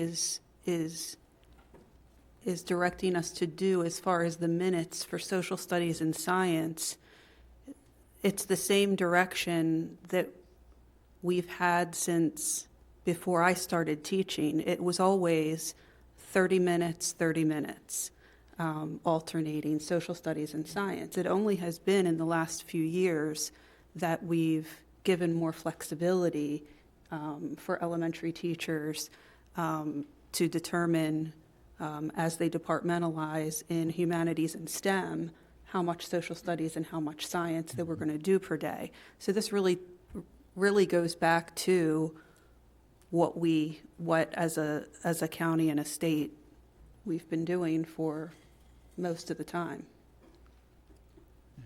I just had a question before we move on to middle school. A couple months ago, we had gone over the elementary school, the new curriculum, and I had solicited some feedback from some teachers, and some of the feedback was that the new curriculum was moving very quickly, and that they didn't feel like they had enough time. So with this new schedule, will this give the teachers some more time? Yes. Back? Yeah, Okay. that is the intent. It's more time that they'll be able to have and establish time for what we're calling supplemental instruction or intervention or enrichment or extensions or tutoring, or lots of things can happen in that time. And Mr. Warnick will reference that. We're embedding those into the curriculum at each level to make sure that it's clear about what we expect folks to be doing. But yes, the definition of the time I do think compartmentalizes and make sure that we're hitting what we should be hitting, and that it also gives us the time for that intervention or support where we're not necessarily, a student is getting an intervention, but they might be missing a core part of that tier 1 or core instruction. Like that's the danger in that, and that's the intent of this is to make sure that those times are defined and provided for, so all those things can happen in alignment with each other, and one thing isn't out of balance and creating a conflict. We want the intervention to do the job it is intended to do, to remediate a gap or to build a skill, and we want to be able to do that in isolation, not at the cost of missing another skill or creating another gap. So am I understanding correctly that this might provide some relief from that feeling of crunch Correct. that the teachers are feeling? And also with that, if I'm channeling my inner Mr. Warnick, he had also said too, they were looking at their, I think, 10-unit structure going down to potentially to 7 or so. So I think that's also good feedback. And that's, it's what we do when we do something different. Yes. Obviously that's a great point, Ms. Zimmer. As we do the change and implement the pilots, we're going to be evaluating, is it working or not? And we know if it's working or not because we have all of our assessments. We know if our kids are making progress. We have lots of anecdotal things that we can do as well too. But, the data will tell us, how effective, this is going. This is her last one. Nope. This is her last one, I huh? hit this button, right? It's your last one, Miss Gramata. Make it a good y'all one. are putting me to the test. I'm like, wow. I think I've only spoken 3 times in 5 years and had to be my last board meeting, but that's okay. So I think it's important to note that currently in middle schools, we do still run the team model. So in a middle school, you could have a 4-member team or a 5-member teams, typically. West Middle has one team that's a little different just because of their size. But typically, we're running a 4 or 5-member team. So because of that, and our current schedules, a student could have anywhere from 45 to 60 minutes of ELA, math, science, and social studies in every day of the year. And so on a 5-member team, typically students have between 45 or 50 minutes for each class, and then on a 4-member team, they have 60 minutes. And those 4-member teams currently, 5-member teams currently could be a STEM or humanities class that we kind of created. There's not really a great curriculum for, but we created those in order to be able to teach that number of students at one time and maintain the team model. And also in 8th grade, every 8th grade, we finally transitioned every middle school to have Spanish during the academic rotation, which I'll be honest, we thought that was a big win. Students were going to, having Spanish 180 days for 45 or 50 minutes every day. A really nice way to learn Spanish, kind of the way it's designed. That was from a transition that we had had previously where it was in related arts. And that was something when we started working on the schedule, we had a committee put together. That was really one of our major focus, was to try to still be able to figure out a way to maintain somewhat of the team model, because we all know middle school is really tough. I used to tell my students it's only 3 years long because none of us would make it if it was 4, right? Middle school, grade 6, 8, tough time. But we really wanted to preserve having Spanish in the academic rotation, so it would be for a full year. I guess in one year, and then also as much as we could to hold that team model. If Celeste wants to give us 30 more minutes a day in our schedule for our teachers, we can make that happen. I thought I saw a We thumbs tried. up. I thought We I saw a tried. thumbs up. But it really, Was that a thumbs up? That was a thumbs it up. really came down to needing 30 more additional minutes in the day to meet what the math policy was asking of us, to have the 60 minutes plus the supplemental. And then at that point in time, it was the draft adolescent literacy policy, which also required the 60, or it did not require 60 minutes, I apologize. It required the Tier 1 instruction to meet the needs of the curriculum and the 30 minutes of supplemental. It's hard to say, okay, we'll do 60 of math and 45 of reading, right? It's contradictory, I think, to common sense. So we were committed to the 60 minutes as a county, to the 60 minutes of ELA on top of the 60 minutes of math. So what that converted to was what you see in the last column there. So ELA at the 3 pilot schools, East, Mount Airy, and Northwest, will have a 90-minute block of time. 60 minutes of that is that Tier 1 instruction, the instruction that we are used to having on a daily basis. The other 30 minutes is for that supplemental instruction, much like Dr. Farber referenced, where we can provide intervention, we can enrichment, do our G&T services, ESOL services, specially designed instruction, all of the things that we need to be able to do consistently and well. We've been working a lot at the middle school level over the past 5 years, instituting the co-teaching model. This gives us even more of an opportunity to really use those formative assessments in the classroom, pool our students, and work with them during that supplemental instruction time to really respond to what they're doing on a daily basis, no matter what level of a student you are, all the way up to honors. So then consistently have that as well for math. And then for science and social studies, instead of doing the everyday 45 to 60 minutes, the every other day of 90 minutes. We could have had the option of doing science and social studies or having those classes for 45 minutes every day, but in collaboration with the science and social studies supervisors, they really felt like they wanted to work through that 90-minute block every other day during the pilot years and kind of see where that went. They had no concern over getting through the curriculum because we do the curriculum now in 45 minutes, on those 5-member teams. So there was really no concern about getting through that curriculum. But that was in collaboration with the supervisors as far as going with the 90 minutes for science and social studies. The PE and related arts schedule is not changed at all. Students still get 90 minutes of PE and related arts, which is 2 45-minute classes a day. So there's been no change to music or any of those things. So here's what a sample schedule might look like. We do run the A-Day, B-Day schedule. So a student would come to school, they're in homeroom for 5 minutes, and then we go into a 60-minute block of ELA. That is that Tier 1 instruction, and then comes their supplemental ELA class. During that supplemental time, they might get pooled with other students that are in another supplemental class. They might go work with the reading specialist, because we too have a universal screener. Now ours doesn't start next year, ours starts later, but in the draft we have one to get our students who are 2 or more grade levels below, get them up to the on grade level reading. They can also be given enrichment. We're going to offer our G&T services. We worked through scheduling at Northwest already. We do East on Tuesday.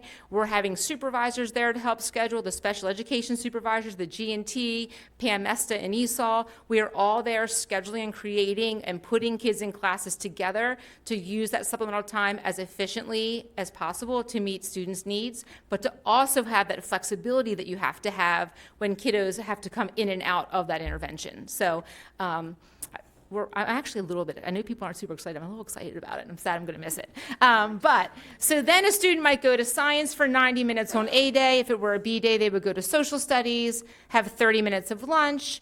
Then they might leave lunch and go to their math class to have supplemental instruction there.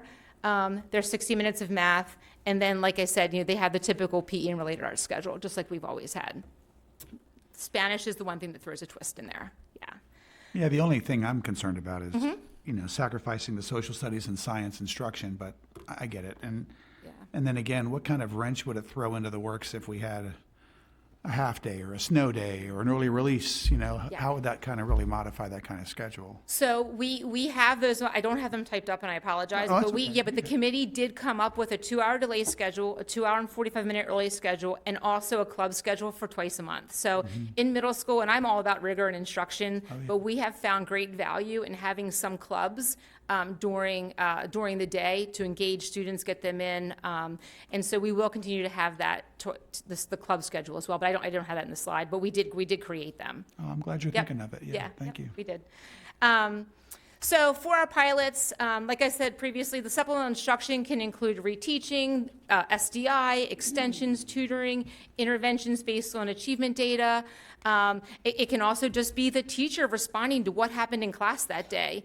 This group of students crushed it. They're ready to advance. I'm prepared to give you this. You all need, let's go back and let me reteach this to you. So we're really working with teachers to try to be able to have that ability to kind of differentiate right then within the classroom.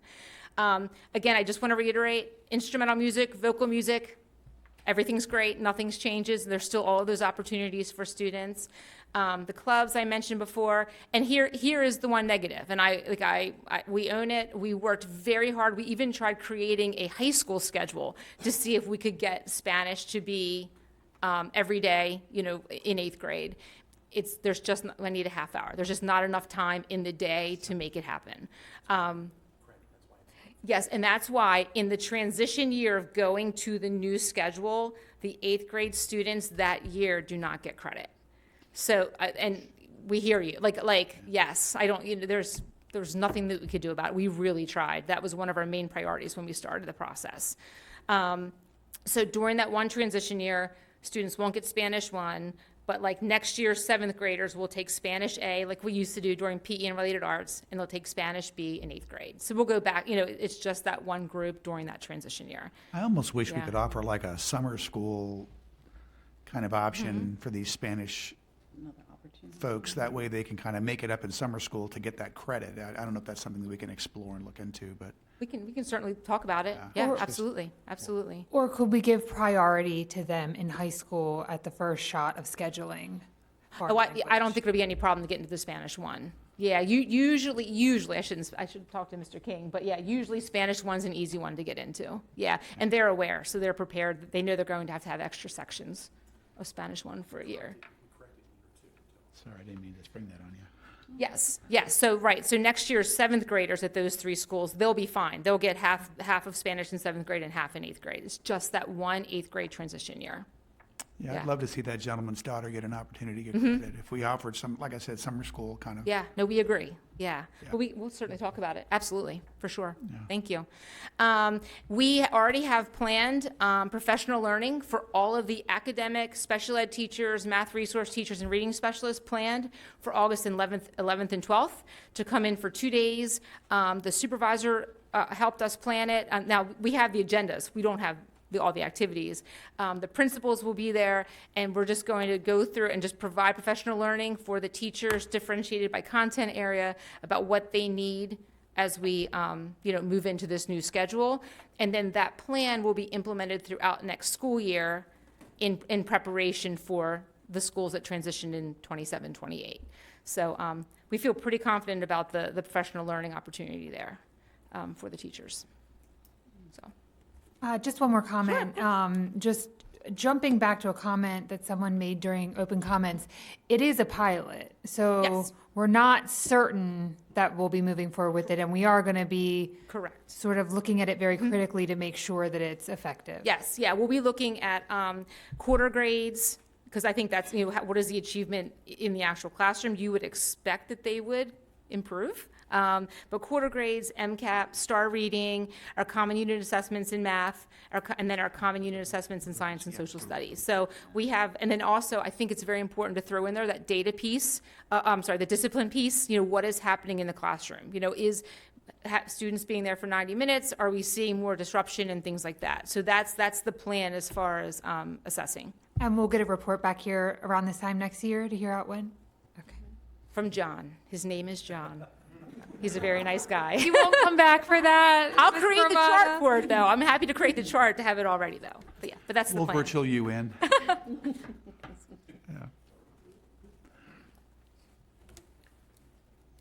As we look at curriculum updates, we actually begin on Monday writing curriculum. The instructional supervisors will continue to refine the curriculum to ensure that it aligns with the MSD frameworks and to ensure that we can deliver the entire curriculum in the time frame that's provided. There's not an issue. We've done it in the past, and we'll just continue to move forward and adjust curriculum as we do each year.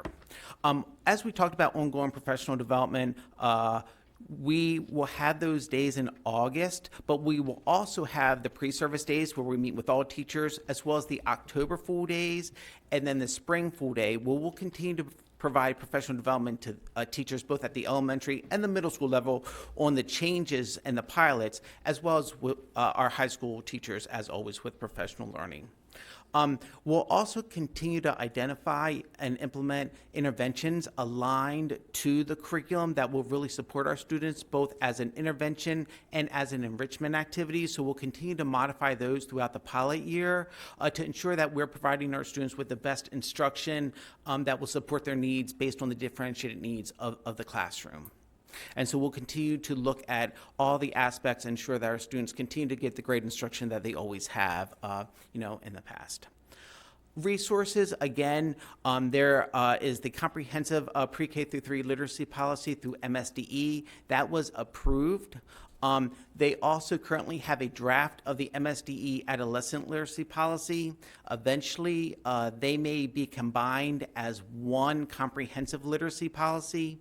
And then the other resources that's provided in this presentation is the comprehensive math policy, which is actually pre-K through 12. I know some of the questions were already answered. Are there any additional questions? No, I think you did it. Thank you. Good. Thank you. Really appreciate it. Okay, well, that brings us to unfinished business. Any discussion before I read the required line here? So we have a new date. Wednesday, July 15th will be the next board meeting with public participation in the boardroom at 125 North Court Street in Westminster. Again, summertime is here. Educators, it's finally here. Stay in your flip-flops as long as you can. We really appreciate everything you're doing. Students, please be safe. As Ms. Battaglia mentioned earlier, make great decisions. We want to see you back here in one piece, safe and sound. Ms. Tedeschi, welcome aboard. Thank you. You, I think you outperformed your sister. Don't tell her I said that. Don't tell her I said that. Yeah. But, without objection, can I have a motion to adjourn? So moved by Dr. Dorsey. Second by, I think I heard Ms. Battaglia first. All those in favor say aye. Any opposed? Motion carries unanimously. We stand adjourned. Thank you, everybody.